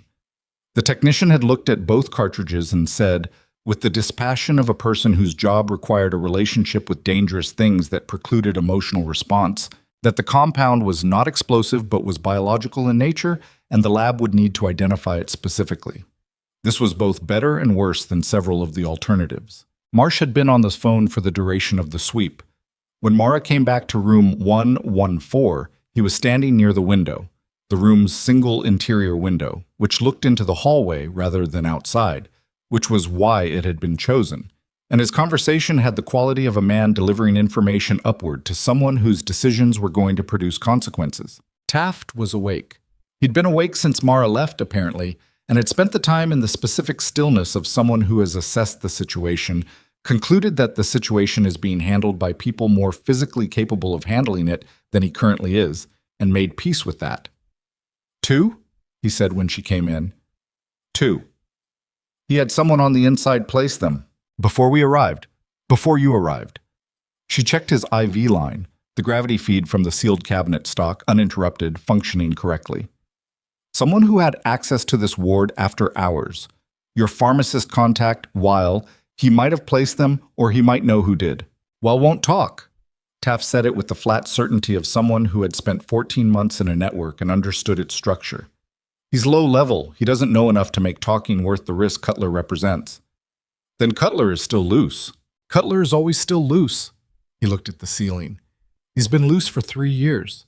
The difference between Cutler and most people we go after is that Cutler is genuinely intelligent. Not clever, intelligent. He understands systems. He understood that an ER would follow protocol. He understood that a hospital in a mid-sized Wyoming city wouldn't have the incident response protocols for a targeted intelligence attack. A pause. He didn't understand you. Mara was updating the chart. She didn't respond to that. That's not a compliment, he said. It's a tactical observation. I know what it is. You're still annoyed by it. I'm still focused, she said. There's still a difference. Marsh ended his call. He came to stand near the foot of the bed, looked at Taft with the expression of a man conducting a rapid assessment of someone's condition and capability, and apparently found the assessment sufficient for what he needed. We've got a location on Cutler, he said. Taft's eyes sharpened. Motel 6 miles east on Route 9, chez Subtori. He checked in 2 days ago under a name that took us until 40 minutes ago to connect to him. Marsh held up his phone. A motel exterior, the kind of place that existed in the gap between interstate exits, functional and deliberately unmemorable. We're moving on it in 20 minutes. He won't be there, Taft said. Probably not. But his equipment will be, his communication setup, possibly something that tells us where the relay went after it went dark. Marsh looked at Mara. I wanted you to know, you and your... He gestured, a minimal motion that encompassed the room, the chart, the gravity IV line, the whole of the night's work.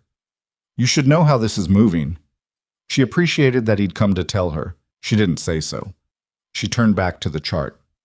The shift change happened at 8 a.m. in the usual sense, and at 9:30 in the actual sense.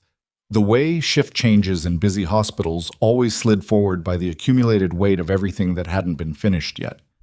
The staff assembled in the break room, 8 nurses, 3 techs, 2 residents who'd been on overnight, and Voss, who had sent a message through the charge nurse asking Mara to be there. She came.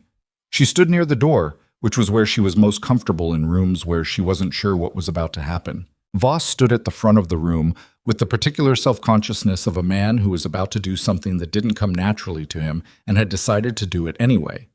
He looked tired. He'd been on since 6 p.m. the previous evening, and it showed in the set of his face, the way the authority he usually wore so automatically had become something more deliberate, something he was holding up rather than carrying without effort. Last night, he said without preamble, I made a diagnostic error in Trauma 2. I misidentified the presenting condition of an incoming patient. He said it clearly and at normal volume, looking at the room rather than at the floor. Nurse Stills identified the correct condition and the correct treatment. I overrode her. I suspended her for doing it. He was quiet for a moment. The patient survived because she didn't accept my override. The room was very still. The suspension is rescinded effective immediately. The record will reflect that the initial clinical assessment was mine and that the corrective intervention was hers. He looked at Mara directly. That's what happened. I want everyone in this room to know what happened. Nobody spoke for a moment. Then one of the overnight residents, a young woman named Sosa, who had been in the hallway during the initial confrontation and had watched security escort Mara toward the parking structure, started to say something and then stopped herself and looked at Mara instead. Mara nodded at her. Once. Sosa nodded back. It wasn't a dramatic moment. It didn't resolve into anything clean or ceremonial. Voss looked like a man who had done a necessary thing and found it harder than he'd anticipated and was not going to pretend otherwise. People filed out to their assignments. Petra squeezed Mara's arm once as she passed, which was more than sufficient. Mara went back to room 114. At 10:47 a.m., Rask came in with news from the motel. Cutler had not been there. What was there? A communication setup exactly as Marsh had predicted. Encrypted relay equipment, a laptop with a remote wipe that had been triggered but not completed due to a power interruption, and a notebook. Physical notebook, handwritten, which suggested either an operational preference for analog methods or a specific choice to keep certain information off any network. The notebook had 31 pages of notes, lab synthesis details, dosing calculations, protocol maps for how specific compounds would present in civilian emergency settings, and the standard medical responses those presentations would trigger. Detailed, precise, the work of someone who understood both the chemistry and the institutional environment with equal depth. And on page 17, a list of names. 7 names. Medical professionals, physicians, 1 pharmacist, 1 nursing supervisor, at 5 different hospitals in 4 states. Each name with a notation beside it, brief, abbreviated, the private shorthand of someone writing for themselves rather than for an audience. Rask had photographed every page before the forensic team bagged the notebook, and she showed Mara the photograph of page 17 on her phone because Mara's name was on it, 7th from the top. Stills, M. R.N. Mercy Crest. Combat background, 12-year SOCOM adjacent. Do not use ER with active OP. Flag for removal if breach. Mara read it twice. Flag for removal if breach. He knew about me, she said. He had files on medical staff at hospitals in the region he considered operationally relevant. Rask took the phone back. He knew your background. He flagged you as a risk. He just didn't know you were working the night shift on the specific night his operation ran. Mara thought about this. She thought about the specificity of the GX7 protocol and the confidence required to design an attack around how a hospital would respond to it, knowing the response would be wrong and would be fatal. And then she thought about the notation, flag for removal, and what removal looked like in the world Cutler operated in, and how matter-of-factly it had been written down, the same handwriting used for everything else on the page. The other 6 names, she said. Are they safe? Teams are en route to each location. Rask's voice was even. We're treating it as active risk until we have Cutler. And Weil? Brandon Weil, the pharmacy tech. In custody. He's talking. Rask paused. Not much, but some. Enough to confirm the pump placement. He says he placed both devices between 4 a.m. and 5 a.m. on instruction from a number he won't identify. He identified the rooms. He was given the room numbers. He didn't know what was in the devices. Rask said this without expressing an opinion about whether that made it better or worse. He's 24. He needed money and someone gave him a way to get some, and he didn't ask enough questions. Mara looked at Taft, who was asleep again. The monitor showed 118 systolic. The neurological recovery was continuing at the faster-than-expected pace. She'd updated the timeline in the chart to 3 days rather than 4, and she thought there was a reasonable chance she'd be revising it again toward the shorter end. Cutler's going to run, she said. He may already be running. What's his exit? Rask looked at her with the expression of someone deciding how much of a real answer to give. We have border alerts, airport flags. His known vehicle was found at a park and ride 2 miles from the motel. He switched transportation before we got there. We're working on where he switched to. Mara turned back to the chart. There was nothing she could do about Raymond Cutler that Rask's people weren't already doing, and she knew it, and the knowing it was its own kind of frustration. Not sharp, not urgent, but present in the background the way a sound you can't locate stays present, quietly occupying space. She wrote up the 10 a.m. vitals entry in the chart. She was on the second line when Taft said, without opening his eyes, "He'll go south." She stopped writing. Cutler. His voice had the slightly distant quality of someone pulling from a long operational memory. He has a contact network in New Mexico, established over the last 3 years. I have 2 specific locations in the intelligence I was carrying. He opened his eyes and looked at the ceiling. I wasn't able to debrief because of the neurological. You're not debriefing now, Mara said. You're not coherent enough for a full debrief, and anything you provide in this state has chain of evidence issues. Chain of evidence isn't. If Cutler gets arrested based on intelligence you provided before you were formally cleared for debrief, his lawyers will argue diminished capacity and potentially get it suppressed. She looked at him over the chart. I don't know intelligence law. I know what GX7 does to short-term memory formation and verbal processing, and I know that anything you say right now has a credibility window that is not fully open yet. He was quiet for a moment. You're right, he said. It came out with the slight resistance of someone who arrived at an answer they didn't like through a process they couldn't argue with. I know. She turned back to the chart. Rask is outside. You can tell her you have information on Cutler's contacts and that you'll be ready to formally provide it in approximately 40 hours when your neurological function meets the clinical threshold for reliable testimony. She'll understand. 40 hours is a long time if he's running. Tell that to the compound in your bloodstream. She wrote the second line of the vitals entry. I don't set the timeline, I report it. He didn't say anything else. She finished the entry. The room was quiet in the way it had been quiet for most of the morning, occupied, purposeful, the monitors doing their steady work. At 11:30, Marsh came back. He came in without knocking, which he'd established as his pattern, and stood near the foot of the bed and looked at Taft, and then at Mara with the expression of a man carrying something he was about to set down. We have Cutler, he said. The room shifted. State police picked him up 40 minutes ago on I-25 southbound, 40 miles outside of Santa Fe. Marsh's voice was level, carrying information the way a level carries level, as precisely as the instrument allows. He had a second vehicle stashed at a storage facility in Laramie. He switched to it before the park and ride, which is why we lost him initially. The state police stop was for a broken taillight. He paused. A broken taillight. Taft exhaled through his nose. It was the specific exhale of someone releasing something that had been held for a long time. Not relief exactly, but the decompression that follows sustained pressure. He's in federal custody, Marsh continued. We've got the vehicle, which has materials in it that are going to take the forensic team several days to fully process, but the initial assessment indicates documentation linking him to the network Taft infiltrated, to the GX7 synthesis, and to at least 3 other operations we've been trying to connect for the better part of 2 years. Mara set down the pen. She looked at Taft. He was looking at the ceiling again, with the particular expression of a man updating a very long internal accounting. The 6 names on page 17, she said. All 6 have been contacted. No active threat confirmed at any of the other locations. Marsh looked at her directly. The threat was here. It was specific to this case, this hospital, this patient. He paused. And it was designed around the assumption that you wouldn't be here. She picked up the pen. Good thing I was. He almost smiled. It was a minimal expression, barely there, the kind that came from a face that had learned not to commit to them. I'll need your formal statement about the overnight events, the medical interventions, the pump discovery. When do you need it?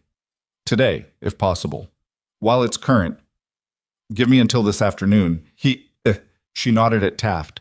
Needs the 12 o'clock medication cycle managed first. This afternoon, Marsh said. He left. The door closed.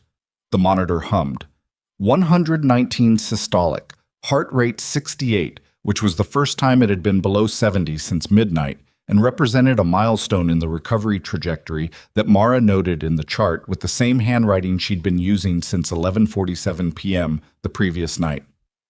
Marsh doesn't smile much, Taft said. No. He almost did. I noticed. Taft was quiet for a moment, then, how long have you been a nurse?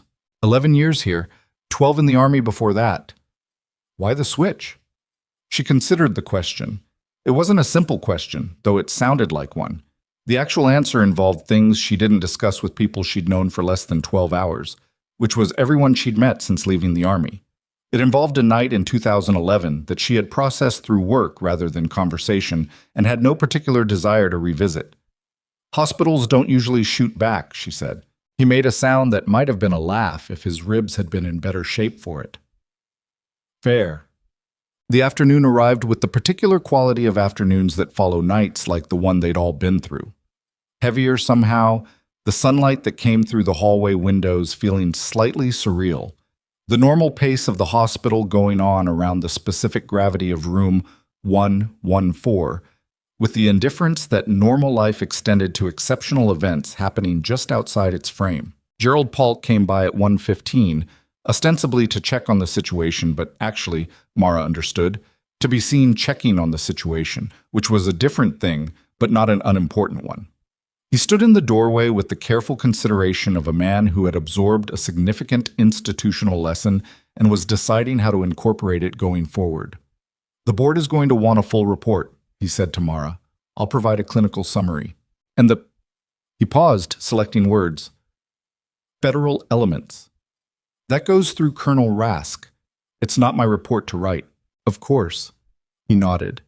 He looked at Taft with the expression of someone who has been told enough to understand the magnitude of a situation without being told enough to understand its specifics, which was an uncomfortable position that Polk was navigating with more grace than she'd have predicted from him at midnight. Is there anything the hospital can do? Resources, support? We're fine, Mara said. The nursing staff has been, the way you managed last night, working with the federal team, the patient care through all of it. I want you to know that I intend to make sure that's formally recognized. She looked at him. Mr. Polk, the recognition I want is a correct chart and a patient with normal blood pressure. Everything else is secondary. He nodded again. He seemed to find this slightly clarifying, as if it reorganized something for him. Of course, he said. And then, you're very good at this. I know, she said, which was not arrogance. It was just what you said when something was true, and there was no useful purpose served by pretending it wasn't. He left. Petra brought lunch at 1:45, a sandwich from the cafeteria that Mara ate, standing up at the medication table without tasting much of it, because eating standing up at a medication table was how she ate when she was working, and she was still working. Petra sat in the chair near the door and ate her own lunch with the quiet companionability of someone who had long since stopped finding silence uncomfortable. My family wants to know why I didn't call last night, Petra said. You were working. I didn't explain that part well. She looked at her sandwich. My mother called at 7 a.m. I told her I'd had a complex shift. Mara ate a section of the sandwich. Complex is accurate. She asked if everyone was okay. Yes. I said yes eventually. Mara looked at her. Petra was not performing composure the way Mara did. She was 26 and 9 months into her career, and she'd been awake for 30 hours, and she'd been present for things that would take time to fully resolve into memory, and the effort of processing that while eating a cafeteria sandwich was visible in her face in the specific way that things were visible in faces that hadn't yet learned to manage what they showed. You did well last night, Mara said. Petra looked at her. The cabinet. Opening it when Voss told you not to. She finished another section of the sandwich. That mattered. Petra was quiet for a moment. I was terrified. I know. My hands were shaking. I know that too. Mara folded the sandwich wrapper. Your hands were shaking and you opened the cabinet anyway. That's not nothing. Petra looked at her lunch for a moment. Then she said quietly, Is it always like this? No, Mara said. Most nights it's much more boring. Petra half laughed at that. A short sound, genuine, the kind that comes when something hits the exact intersection of true and absurd. She finished her sandwich. She threw away the wrapper and stood up and stretched, and Mara noticed for the first time that she was moving with the slightly stiff deliberateness of someone who had been sitting in a hospital chair for most of the night. Go home, Mara said. Petra looked at her. You've been here since yesterday afternoon. Go home, sleep, come back tomorrow. She moved toward the monitor to check the afternoon cycle readings. I have coverage. I don't want to leave if... Petra. Mara looked at her directly. He's stable. Cutler is in custody. The threat is contained. There is nothing happening in the next 12 hours that requires you to be here instead of sleeping. She turned back to the monitor. Go home. Petra went, with the reluctance of someone who had become attached to a situation and was leaving it with the uncertainty of what it would look like when she returned. Mara understood it. She didn't try to talk her out of the reluctance, only out of the staying. Bolsham. The formal statement for Marsh took 90 minutes and was conducted in the hospital administrator's conference room with a federal recorder and a legal witness Mara hadn't met before. She gave it in the same way she'd charted all night, sequentially, specifically, with times and dosages and observable indicators stated plainly and without interpretation where interpretation wasn't necessary. Marsh listened without interrupting. When she finished, he asked 4 questions, each of which she answered in 1 or 2 sentences. He thanked her, which she acknowledged with a nod, and they both stood up. There's something else, he said, before she reached the door. She turned. He had a folder on the table, physical, which she was beginning to understand was his preference for information he considered significant. He opened it and turned it toward her. A photograph. The parking structure. The angle from the exterior camera, timestamp 2351, which was 4 minutes after the ambulance had brought Taft through the ER entrance. A man visible at the edge of the frame. Not the man they'd pulled from the fourth-floor supply room. A different man. Older, positioned further back, partially obscured by a support column, in the way that suggested familiarity with camera angles. We initially focused on the individual we apprehended on the fourth floor, Marsh said. He was surveillance. When we looked at the broader footage sequence, we found a second individual in the parking structure, present from 2347 to 023, then gone. He tapped the photograph. His job wasn't surveillance. Mara looked at the photograph. The angle and the partial obstruction made identification difficult, but not impossible for someone with better equipment than she had access to. He was tall, wearing a coat, and standing with the particular stillness of someone who had been trained to be patient. He was there in case Cutler's primary plan failed, she said. We think he was a contingency on the contingency. Marsh closed the folder. The plan was, GX7 kills Taft in the ER, looks like an overdose, no federal inquiry. If that failed, which it did, the compromised pumps kill him in recovery. If that failed, he touched the folder. We believe this individual was positioned to enter the hospital as a last resort. He didn't enter. No, he left at 023, which is approximately 8 minutes after the black SUVs arrived in the parking structure. He left because he saw the federal response coming in and calculated that the odds had shifted past the point where the last resort was viable. Smart, patient, the same qualities that made Cutler's network dangerous in the ways that mattered. Who is he? She asked. We don't know yet. Marsh picked up the folder. The photograph is being processed. We'll know more in 48 hours, probably less. He paused at the door. I wanted you to know because... He stopped. Started again. You've been operating with partial information all night. You made correct decisions with partial information. You deserve to have the full picture as it becomes available. Mara looked at the closed folder in his hand. The picture isn't full yet. No, he said. It's not. She went back to room 114. Taft was awake.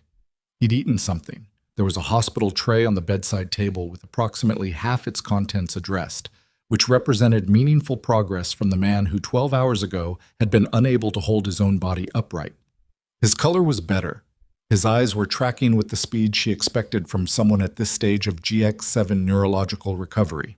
Marsh told you something, he said, before she reached the monitor. Are you reading faces or guessing? Both. Which one is it? She checked the IV line. The gravity feed was continuing at the correct rate, the sealed bag 3/4 empty. She'd need to replace it in approximately 2 hours. The man in the parking structure, she said. The second one. Taft was quiet. You knew there was a second one, she said. Not a question. I suspected the contingency structure went 3 levels. He said it without apology. I didn't know about the pump devices, but the network Cutler was embedded in doesn't design single-point operations.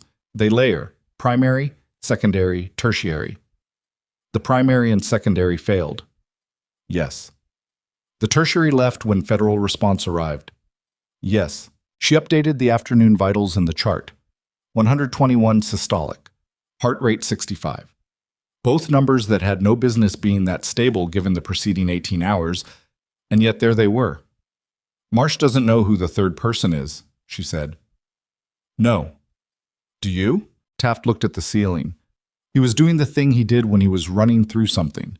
The slight stillness, the quality of attention directed inward. The network has a medical operations specialist. Not Cutler. Someone above Cutler. The person who sources the compounds and trains the delivery protocols. He stopped. I have a partial description in the intelligence I was carrying. Tall, male, patient. He looked at her. Partial. 40 hours, she said. Then you can tell Marsh. I know. She set down the pen. The afternoon light through the hallway window had shifted to the particular angle it took in October around 3 o'clock. The kind of flat golden light that didn't illuminate so much as clarify, making edges sharper without making anything brighter. Outside the room, the ward continued its afternoon routines. She could hear the charge desk, the quiet traffic of nurses and techs moving between rooms, Someone's phone buzzing briefly at the station. Normal. The specific normalcy of a place that had continued being itself through everything that had happened inside it.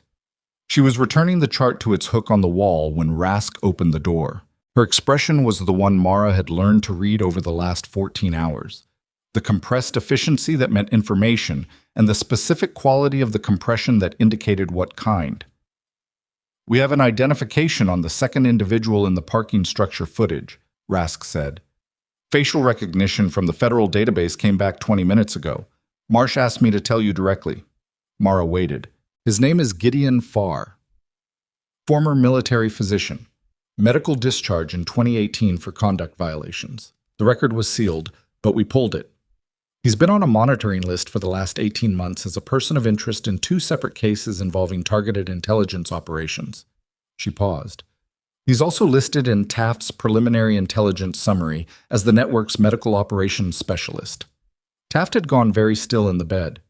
"He's the person above Cutler," Mara said. "Yes. And he was in our parking structure at midnight." "Yes."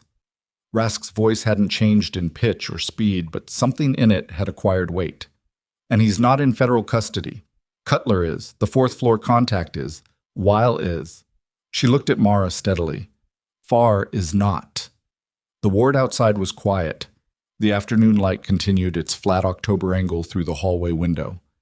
"He left the parking structure at 0:23, Mara said. "Yes." "When he saw the federal response?" "Yes." "And he's been running for," she calculated, 15 hours. 16 and a half, Rask said. "But we have something. His vehicle was picked up on a traffic camera in Delwood at 7:12 this morning, 2 hours after we took the 4th floor contact into custody." She held up her phone. The traffic camera image, a dark sedan, partial plate, the angle of a camera designed for traffic flow rather than surveillance. "He wasn't running. He stayed." Mara looked at the image, then at the timestamp. 7:12 a.m. While she had been clearing rooms, while Marsh had been making calls, while the morning shift had been arriving and shift change had been happening, and the hospital had been doing its best to function normally around the contained crisis in its interior. Gideon Farr had been 2 blocks away. "He knows Cutler is taken," Rask said. "He knows the pump devices were discovered. He knows 3 layers of his operation have failed." She put the phone away. "And he's still here." The weight of that settled into the room. "He's not running," Mara said. "No." "He's not done." "No," Rask said. "We don't think he is." Taft had pushed himself upright in the bed with the careful deliberateness of someone working around significant physical limitation to get to a position that felt less like a liability. His face had gone back to the specific alertness Mara had seen in him at 5:47 a.m. The rapid return to operational thinking that apparently coexisted with the neurological effects of GX7 in ways her clinical framework hadn't fully predicted. "He'll want the intelligence I'm carrying," Taft said, "not just to stop the debrief, to understand what we have on the network." He looked at Rask. "Cutler was valuable, but Farr is the operation. Farr designed the medical protocols, he sourced the compounds, he built the access into civilian medical infrastructure." His voice was steady and direct and slightly effortful in the specific way of someone whose verbal processing was running at 90% rather than full. "He can't leave the city until he knows whether the intelligence I was carrying compromises the network's medical operations specifically. Which means he needs to know what you know," Rask said. "Which means he needs me either talking or not talking at all." The afternoon light moved. The monitor showed 121 systolic. Outside in the corridors of Mercy Crest Medical Center, the ordinary business of the afternoon continued. Medications administered, charts updated, residents finishing rounds, the machinery of a functioning hospital in an October afternoon in Delwood, Wyoming. And somewhere in the 2-block radius of a traffic camera timestamp, Gideon Farr was waiting to find out whether the 3 failures of the previous 16 hours were the end of his operation or merely the circumstances that required him to come inside. Mara looked at the door of room 114. At the single entrance to the room with no exterior windows they had chosen for its security. At the door that had been opened many times in the last several hours by people she had come to trust, and by people she hadn't yet evaluated. and by the normal traffic of a hospital floor that had not stopped being a hospital floor because it was simultaneously something else. She looked at Rask. "Who has access to this ward?" she said. Rask's expression did the thing it did when she was calculating. "Medical staff on shift, federal agents, administration with... Who has access that we haven't individually verified in the last 6 hours?" The question sat there. Rask reached for her radio. And from somewhere in the building, not far, not close, but somewhere inside the walls of Mercy Crest Medical Center, an alarm began to sound. Not a medical alarm, not the cardiac alert or the code sequence or the familiar escalating tone that meant a patient needed immediate response. The fire alarm, the full building evacuation sequence, loud and flat and immediate, the kind of alarm that required everyone in the building to move toward the exits and away from their current positions. The kind of alarm that, in a building with one federal operative in an interior room, would require that room to be opened, the patient to be moved, the carefully controlled environment to become suddenly permeable. Mara was already at the door. The alarm was loud enough to feel in your chest. Mara had her hand on the door of room 114, and she stopped herself from opening it, which was the opposite of what every trained institutional response in her body was telling her to do. You hear a fire alarm, you move people out. That was the protocol. That was what 11 years of hospital emergency drills had built into her. That was also exactly what Gideon Farr needed her to do. She turned back to the room. "Don't move him," she said to Rask. Rask was already on the radio. "Confirm whether this is a real fire event. I need a status on every floor right now." She looked at Mara. If it's real, we have a problem. If it's not real, we have a bigger one." Mara moved to the monitor, checked Taft's vitals. 128 systolic, heart rate climbing, the body's automatic response to loud, sustained sound and adrenaline, which was not ideal but was manageable. She looked at Taft. "Stay in the bed." "Not planning to leave," he said. He was watching the door with the focused stillness of someone running through response options and finding most of them limited by the fact that he could not currently stand without assistance. Rask's radio produced a rapid exchange. She listened, her expression compressing further with each piece of incoming information. Then, false alarm. Someone pulled a manual station on the second floor. "We have agents moving to that location now." "Which station?" Mara said. Rask checked. "East corridor, second floor, near the stairwell." Near the stairwell that connected to the third floor. Near the access point that, if you knew the building, was the fastest route to the interior ward where room 114 sat without windows and with one door that everyone in it was currently focused on. "He pulled it himself," Mara said, "to move people, to create traffic in the corridors." "That's what it looks like." "Which means he already knows this building. The layout, the alarm stations, the stairwell positions." She thought about the access card that had been issued to Raymond Cutler 18 months ago, and about Cutler's relationship with Farr, and about the fact that Farr had been the one above Cutler, the one who built the infrastructure, sourced the compounds, designed the protocols. He wouldn't have built any of that without understanding the specific physical environment. "He's been inside before." Rask spoke into the radio again. The alarm was still going. The building system required a manual reset from the fire panel, which was on the first floor, and until someone got there, it would keep sounding. In the corridors outside, Mara could hear the ward responding the way wards responded to alarms, movement, voices, the charge desk calling for calm, the systematic process of accounting for patients and preparing for potential evacuation. All of that movement, all of that open, busy corridor. The door of room 114 had a lock. Not a robust one. A standard hospital interior door lock that required a key card to engage from the outside, but could be opened from a nursing station override or a master key, or, in an evacuation scenario, a universal release that building codes required be accessible to emergency personnel. "Lock the door," Mara said. Rask looked at her. "Lock it now. From the inside, manual bolt." She pointed at the interior bolt above the standard mechanism, the secondary lock that existed in this room because it was one of the rooms used for psychiatric holds, which needed physical security beyond the standard card system. "Nobody comes through that door without us opening it." Rask crossed to the door and threw the bolt. It was a heavy mechanism, the kind that didn't budge for much. The alarm kept sounding. 30 seconds. A minute. Mara stood near the wall to the left of the door.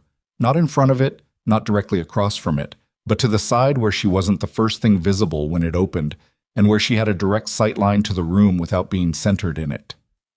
She didn't think about why she'd chosen that position. She'd stood in that position in other rooms, smaller and less well lit, and the reasoning was the same every time. Taft was watching her. "You've done this before," he said. "Different rooms. Same principle. Similar." The alarm stopped. The silence that followed was the specific silence of a building recalibrating. The cessation of noise revealing the ambient sounds that had been there all along, the ventilation, the distant equipment, the muffled conversation from the nursing station 50 feet away. Rask's radio. Manual station on the second floor was pulled and then released. No smoke, no heat signatures, no activation of suppression. Building is clear. A pause. "We have an agent at the station, no one in the immediate area when he arrived." "He was already moving," Rask said to Mara. "Which direction?" Rask relayed the question. The answer came back in pieces. Agent positions, corridor cameras, the gaps in coverage that any building had when you looked at it honestly. The second floor camera covering the east stairwell had a 7-second lag in its recording cycle. 7 seconds was enough. They were in the room. The door was bolted. There were 2 federal agents in the hallway outside and a third positioned at the ward entrance.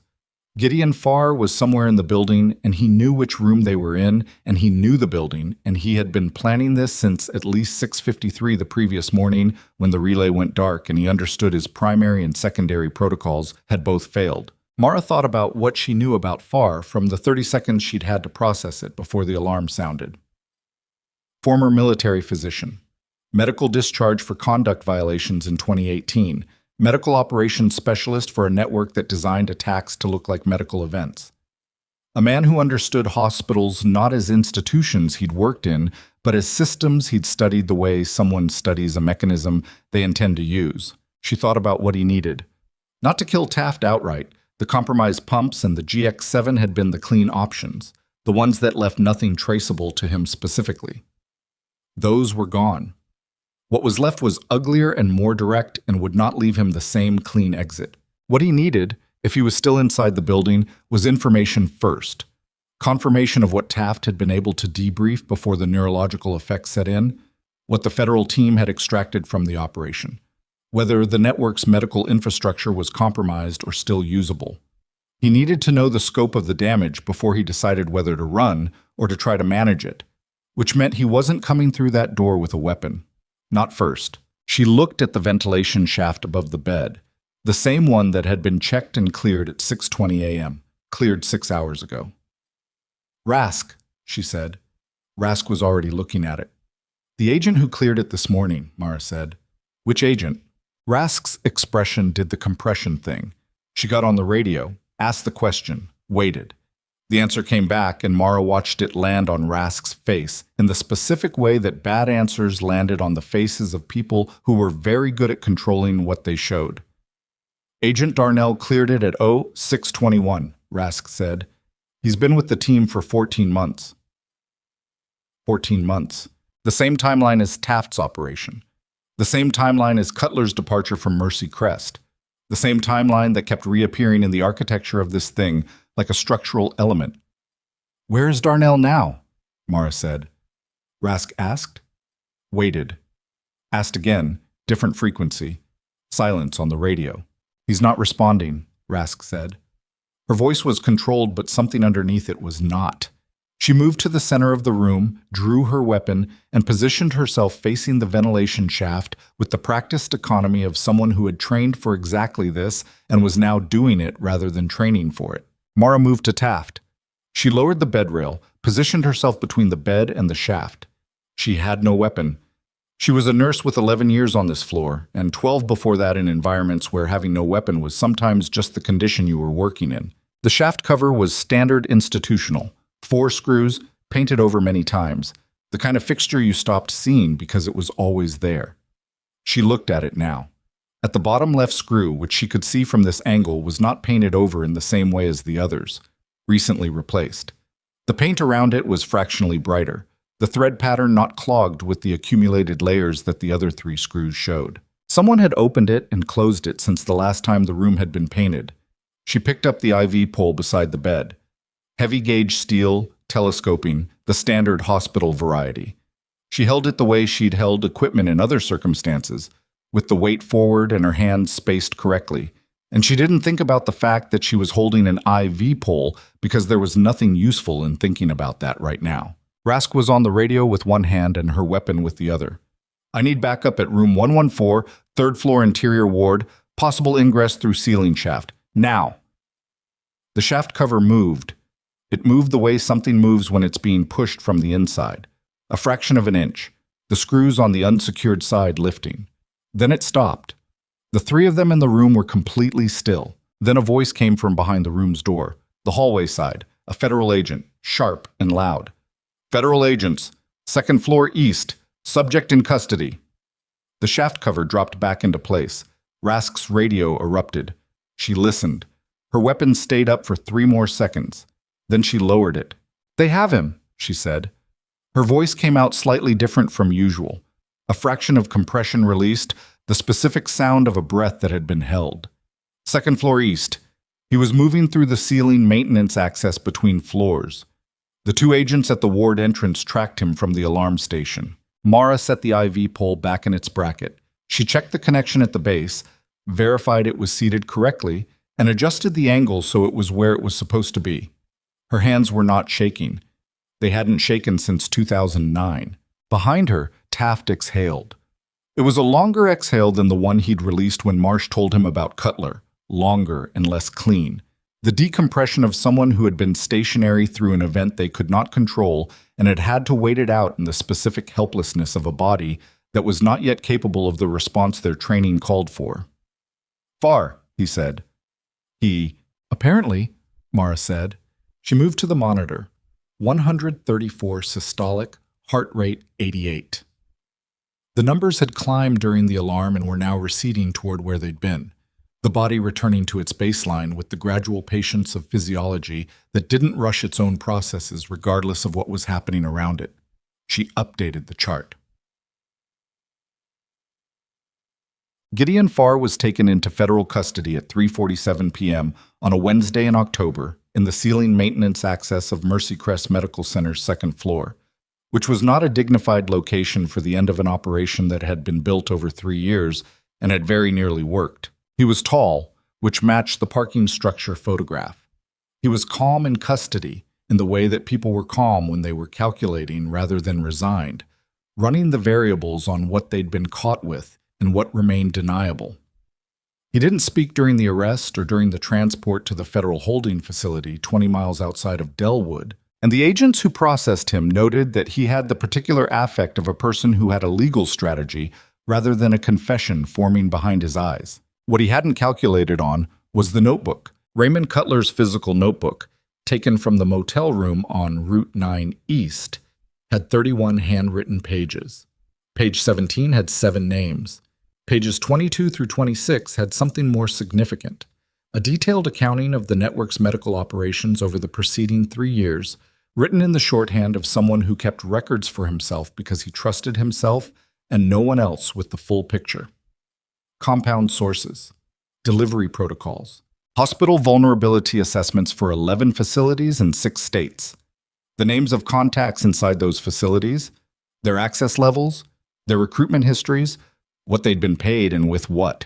And on page 24, in a section that used a different abbreviation for the network's medical operations specialist than the rest of the document, a name that Cutler had apparently written down once and then abbreviated thereafter, GFAR, MOD coordinator, sourcing plus training, not to be named in transmission.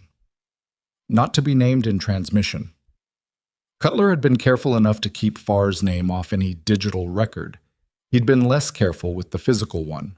The forensic processing of the notebook took 11 days and produced, in the language of the federal charging documents that followed, a comprehensive evidentiary foundation for charges against Farr that included conspiracy to commit murder, assault on a federal operative, illegal synthesis and deployment of a classified compound, operation of an intelligence asset within a domestic terrorism network, and 3 additional counts related to the medical operations documented on pages 22 through 26. Cutler's charges ran to 2 pages.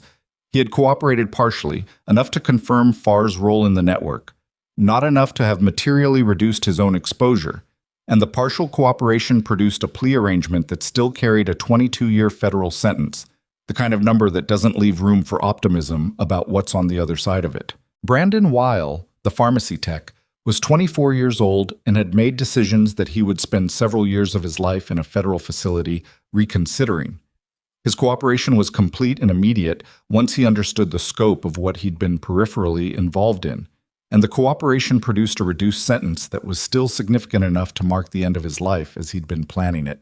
Agent Darnell, whose real name and actual employment history took the internal affairs investigation 6 weeks to fully reconstruct, had been a network asset placed inside the DIA 14 months earlier, which was the worst piece of news to come out of the entire case, and the one that produced the most institutional consequence at levels well above anything that touched Mercy Crest Medical Center directly. The federal charges were filed on a Tuesday morning in November, and the press release that accompanied them was written in the careful language of federal communications that conveyed magnitude without detail. References to a disrupted domestic terrorism network, a federal operative whose survival had enabled the operation's resolution, the arrest of 4 individuals on charges including conspiracy and assault on federal personnel. Mara read it on her phone in the break room on the 2nd floor during a 15-minute window between patients. She read it once, put her phone in her pocket, and went back to work. Harlan Voss lost his license. Not immediately. Not in the dramatic fashion of someone stripped of credentials in a public moment. It happened the way institutional accountability usually happens, through process, through documentation, through a board review that had access to the complete medical record of what had occurred in Trauma 2 on a Wednesday night in October. The board reviewed the chart entries. They reviewed the security footage from the trauma bay, Mercy Crest's internal cameras, which had recorded everything from the initial presentation of the patient through the intervention, the suspension, and the departure. They reviewed the federal incident documentation that Rask's office provided, which was clinical about the nature of the compound, the correct treatment, and the consequences of the treatment that had been ordered and overridden. They also reviewed 3 years of prior incidents, complaint records that had been filed and resolved administratively, a pattern that was visible only when assembled in a single view, which the board had not done before because the pieces had been managed separately, and the picture they formed together had not been required to exist until now. Voss didn't fight it. He came to the board review with his attorney and sat through the presentation of the evidence and the testimony of the staff members who had been in Trauma 2 on the night in question, and at the end of it he said that he accepted the board's determination, whatever it was, and that there was nothing in the record he could dispute. The board voted to suspend his license pending a formal competency review, which was the procedural step before revocation, which was where the trajectory of the process pointed. His attorney indicated he would not contest it. Mara was not present for the board review. She had been asked to provide a written statement, which she had provided, complete, specific, consistent with the chart entries she had made on the night in question. She had not been asked for an opinion on the outcome and had not offered one. She thought about it sometimes, though. Not frequently. She wasn't given to sustained retrospective analysis of things that had already resolved. But occasionally, in the quiet of a slow overnight shift, she thought about Harlan Voss standing at the front of the break room at shift change and saying I was wrong in front of his staff. She thought about what that had cost him and whether the willingness to say it meant anything in the context of everything else. She didn't arrive at a clean conclusion because there wasn't one. The record was the record. The process was the process. What he'd done before the shift change and what he'd done at it were both true and didn't cancel each other. Gerald Polk called her into his office 2 weeks after the federal charges were filed. He had clearly prepared for the conversation. There were notes on his desk, which Polk with notes was a different version of Polk than the one who had appeared in her doorway at 3:15 a.m. with complicated hair. He offered her coffee, which she declined, and water, which she accepted, and then he sat down and looked at her with the expression of a man who had rehearsed an opening and was deciding whether to use it. He used it. The board met yesterday, he said, about the nursing department leadership structure. She waited. There's a position being created, Director of Emergency Nursing. It's new. We've needed it for a long time. The board has been putting it off because of budget conversations that are no longer the relevant consideration. He looked at his notes, then at her. "We'd like to offer it to you." Mara set down the water. She looked at the window behind Polk's desk, the exterior window, the parking structure visible beyond it, the level 3 access ramp where the black SUVs had come around the corner on a Wednesday night in October.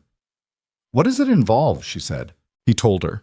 "Administrative oversight of the emergency nursing department, staff development, protocol review and revision, coordination with the medical staff on emergency response standards." It was a real position with real scope, and he described it in the careful way of someone who understood that what they were offering needed to actually be worth the accepting. She listened. She asked 3 questions, each of which he answered specifically. She was quiet for a moment after the third answer. "I'll think about it," she said. "Take whatever time you need." "I won't need much." She didn't. She thought about it for 2 days, in the practical way she thought about things. Not emotionally, but structurally, examining what the position would require and what it would allow and where its edges were. She thought about Petra Call opening the medication cabinet with her hands shaking. She thought about what it meant that a hospital with 11 years of her work in it had not had a director of emergency nursing and what that absence had permitted. She went back to Polk on a Friday afternoon. "Yes," she said, "on condition that the protocol revisions I propose go through a real review process and not a nominal one." "Agreed." "And Petra Call gets a senior staff designation effective immediately." Polk blinked. "She's 9 months into her first position." She's 9 months into her first position, and she made the correct decision under direct physician pressure in a crisis situation. That's a data point. She looked at him steadily. "Senior designation, not full senior pay scale until 12 months, I understand the budget structure, but the designation." "Done," he said. She went back to the floor. She had 3 patients in the queue and a medication cycle that needed review and a new admission coming in from the ambulance bay in approximately 20 minutes. She went to work. Warren Taft was discharged from Mercy Crest Medical Center on a Saturday morning, 11 days after he'd been brought in from Route 9 on a gurney at 11:47 p.m. with blood frothing at his mouth and a heart rate that was trying to escape his chest. His neurological function had cleared on day 3, which was at the short end of her revised timeline, in which she noted in the chart without surprise. She had expected it, she had managed the recovery to facilitate it, and it had happened.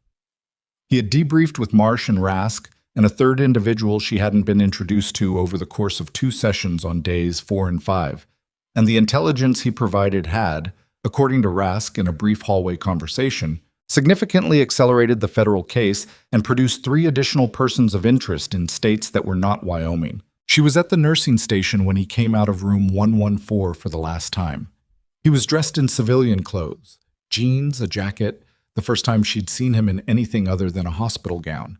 And he was moving carefully, the specific economy of someone whose body had been through significant events and was still in the process of updating its own inventory, but he was moving under his own power without assistance. He stopped at the nursing station. She was reviewing a chart. She looked up. He looked like someone who had rehearsed something and then decided not to use the rehearsed version. "I don't know what the right thing to say is," he said. "You don't have to say anything." "I know I don't have to." He was quiet for a moment. "You were on shift. You did your job. I understand that." He looked at her directly. It still meant something. She looked at him. He was not an easy man to read. 14 months undercover had built layers over whatever his baseline expression was, and the GX7 and the recovery had added more. And the result was a face that gave you information carefully and in small quantities. But this was real. She could tell because it was imprecise. Not the clean statement of someone who had found the right words, but the slightly effortful honesty of someone saying the true thing because the polished version felt insufficient. "Get some sleep," she said. "Actual sleep. In an actual bed. For longer than you think you need." Something shifted in his face. "That's the discharge advice?" "That's the discharge advice." He nodded. He turned toward the elevator, stopped, looked back once. "Stills," he said. She waited. "Stay in the room," he said.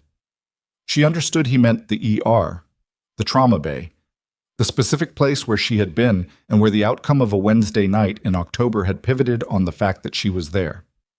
"That's the plan," she said. He went. The thing about Rask was that she came back. Not officially, the federal operation at Mercy Crest was concluded, the case was in the prosecutorial phase, and there was no operational reason for a DIA colonel to be in Delwood, Wyoming in November. She came back anyway, on a Tuesday morning, in civilian clothes, and found Mara in the break room at 7:45 a.m. drinking the second-floor coffee that was better than the ER break room coffee. She poured herself a cup. She sat down across from Mara at the small table near the window. "I have an offer," she said. "I have a job," Mara said. "I know. Paul told me about the director position. I think it's the right call." She wrapped both hands around the cup. "This is a different offer." Mara looked at her. "There's a federal initiative in early development, medical preparedness specifically, hospitals in regions with high federal operational activity, training protocols for responding to unconventional medical presentations, the kind of compound exposures and tactical scenarios that civilian emergency departments have no framework for." She looked at the window rather than at Mara. "The GX7 situation. That can't be the last time something like that walks through a civilian ER. It won't be. And the next hospital might not have someone who recognized it," Mara said. "Yes. You want to build a training program. I want to build a protocol infrastructure. Training is part of it. Protocol development, threat assessment frameworks, interdepartmental communication channels between civilian medical facilities and federal agencies."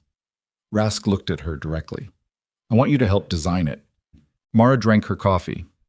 Outside the break room window, the parking structure was doing its ordinary thing, cars coming and going, the mundane traffic of a working hospital on a Tuesday morning. Nothing significant was happening in it. She found she was not entirely done processing the fact that significant things had happened in it 3 weeks ago, which was normal and not something she spent much time trying to manage. "Part-time?" she said. "Consultancy structure. You keep your position here. You contribute remotely and in periodic intensive sessions." Rask paused.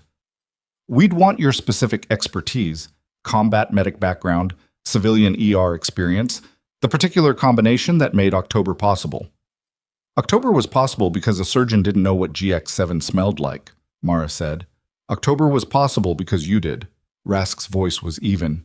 "That distinction matters." Mara thought about Petricol opening the medication cabinet. She thought about the 7 other names on page 17 of Cutler's notebook. 6 medical professionals at 5 hospitals who had been flagged as risks to FAR's network because of their backgrounds, their training, their potential to recognize something that wasn't supposed to be recognizable. She thought about what it meant that the network had been cataloging the people most likely to see through the clinical misdirection they'd designed. They had known who the threats were. They had planned around the threats. And they had still, on a Wednesday night in October, failed to account for 1 nurse on 1 shift in 1 ER in a mid-sized Wyoming city. Not luck. She thought about what Marsh and Rask had both said, the word they'd both used twice, and what she'd said back, and how she'd found the consistency of it slightly annoying because accurate things sometimes were. "Send me the structure," she said. "What the commitment looks like, the scope, the timeline. I'll look at it." Rask nodded. She drank her coffee.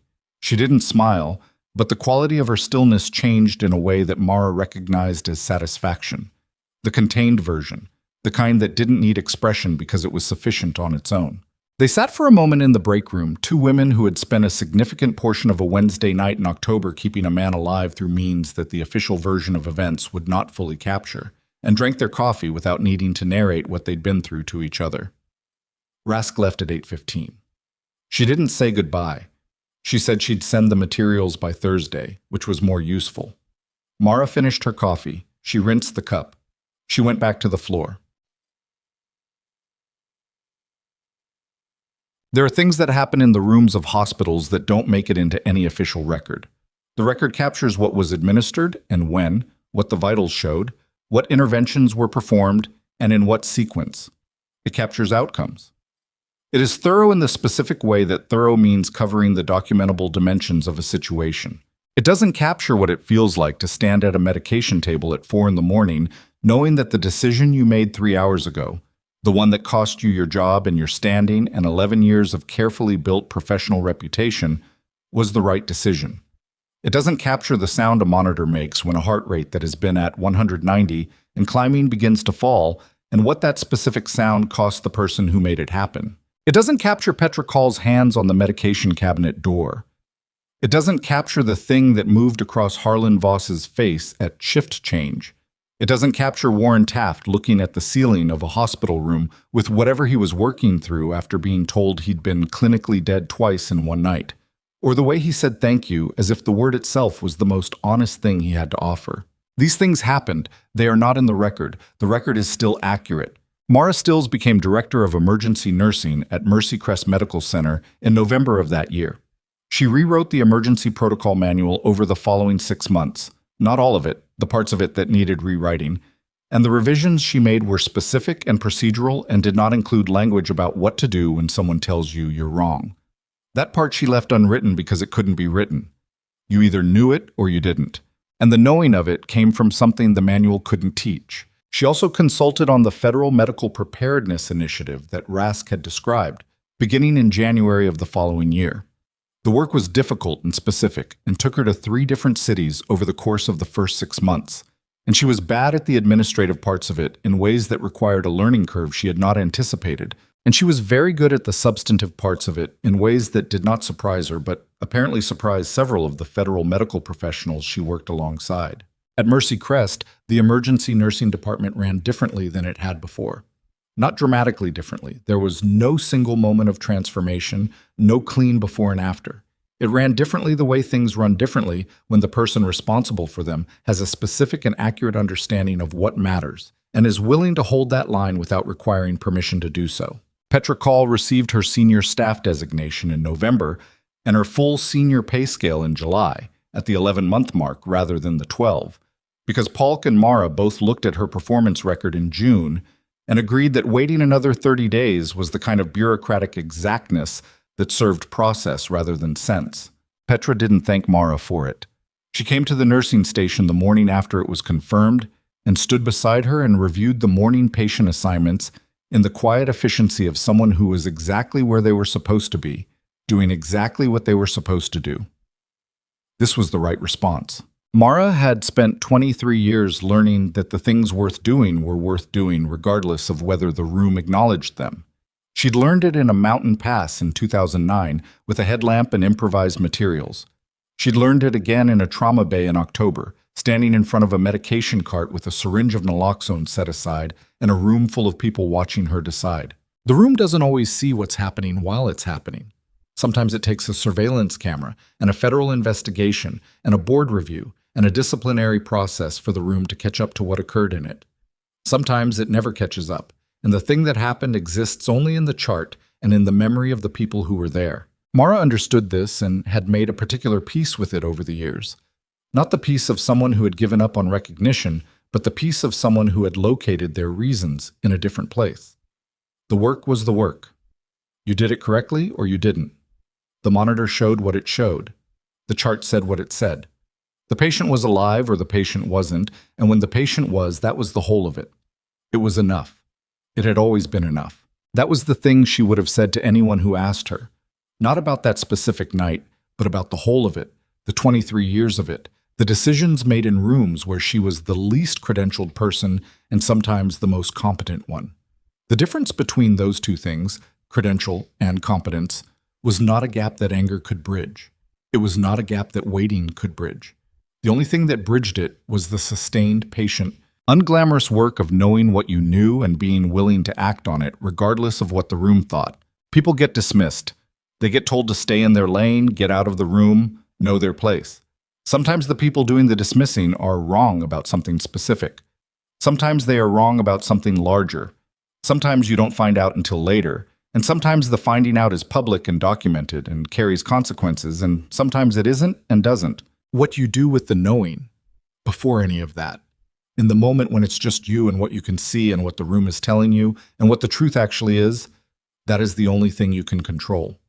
Mara Stills had controlled it in a trauma bay at 11:47 p.m. on a Wednesday in October. She controlled it every shift after that, too. That was not a story about one night. That was the story of 23 years of being the person who could be trusted to see what was there and act on it, and of one night when the stakes of that were different, and of everything that came after. The after was ordinary. The ordinary was the point. She went back to work.